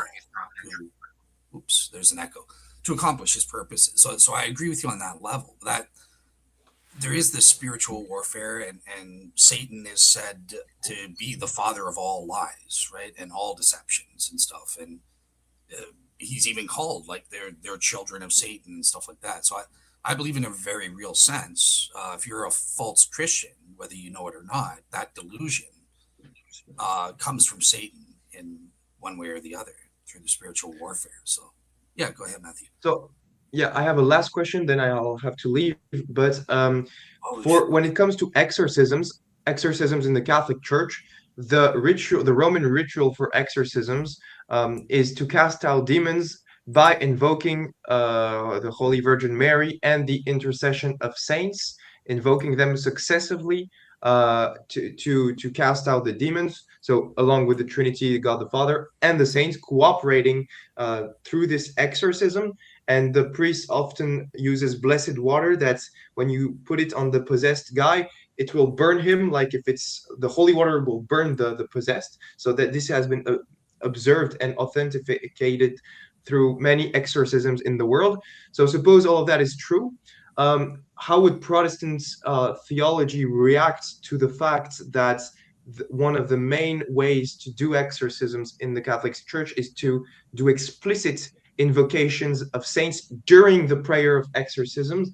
Would you say that it's God doing it, or would you say that it's demons doing the exorcism? If you go with that second option, I have an objection based on the gospel, Matthew 12:24-26. But when the Pharisees heard this, they said, "It is only by Beelzebul, the prince of demons, that this fellow drives out demons." Jesus knew their thoughts and said to them, "Every kingdom is divided against itself will be ruined, and every city or household divided against itself will not stand. If Satan drives out Satan, he is divided against himself." And so Jesus seems to say that it is in principle impossible that true exorcisms can be used by demons, because the kingdom of demons will be divided against itself. So if exorcisms cannot be done by demons, that means that when a true exorcism occurs, then God is the author, right? And so that would seem to authentify the intercession of saints doctrine.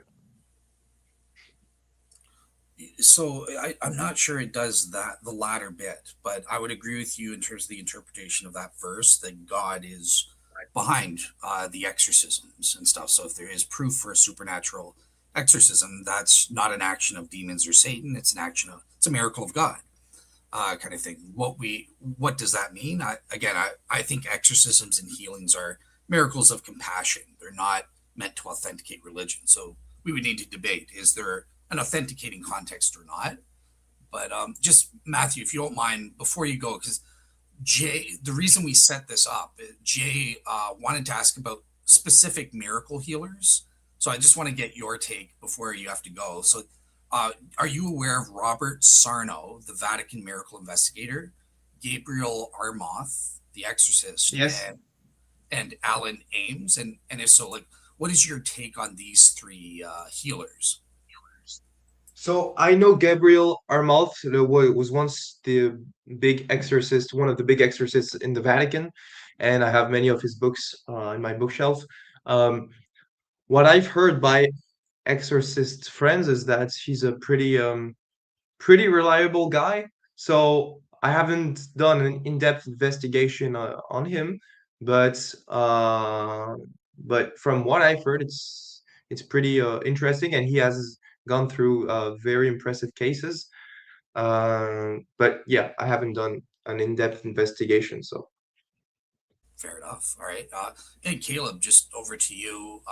On these three specific healers, I know you have connections with Robert Sarno there. So, what's your take, general take, if you've done any sort of research into them? What's your take on these three healers? So Robert Cerno is not himself a healer. He's one of the Vatican, or former, I should say, Vatican investigators. He's a Monsignor. He'd been on a lot of the cases, looking into different cases, like Mother Teresa's cure, like some other canonizations with that. So I've talked to him one time, and I know Cameron Bertuzzi knows him, and I know Cameron. So wasn't like a hugely long encounter, but we just talked about some of his cases and some of his insights on those. Gabriel Amorth, same with what Matheiau had said. I know he's the Vatican's chief exorcist. There is a interesting documentary called The Devil and Father Amorth, where it was made by the guy who directed The Exorcist. I think it's William Friedkin is his name. And I unfortunately, there is a lot of elements in that documentary that are fabricated to where they do edit some stuff to make it look more impressive than it is. But you can see him do some exorcisms in that movie if you're curious. And I don't know anything about the third individual you had said. Fair enough. All right, cool. So, yeah, out of respect, I will end now because I know Matheiau's got to take off. But yeah, I just want to say thank you so much, Matheiau and Caleb, for coming on and discussing this important topic and even getting into, controversial areas such as, okay, yeah, like I think we need to disagree and respect each other and kind of discuss the for and against case and stuff like that, even on essential issues. Maybe I'm wrong about them. Maybe I'm right about what's essential and what's not, kind of thing. But the way we get to the truth is we discuss that and stuff like that, and we get to all truth is God's truth. So that's the goal. So yeah, thank you guys so much, and I hope you guys enjoyed your time on your guys' end. Yep, awesome. Yeah, thank you guys. Yeah, it was great. Thank you nice so much. to talk to you. All right, take care. God bless you guys. Have a good night. Appreciate it, Dale. Thanks, Matheiau.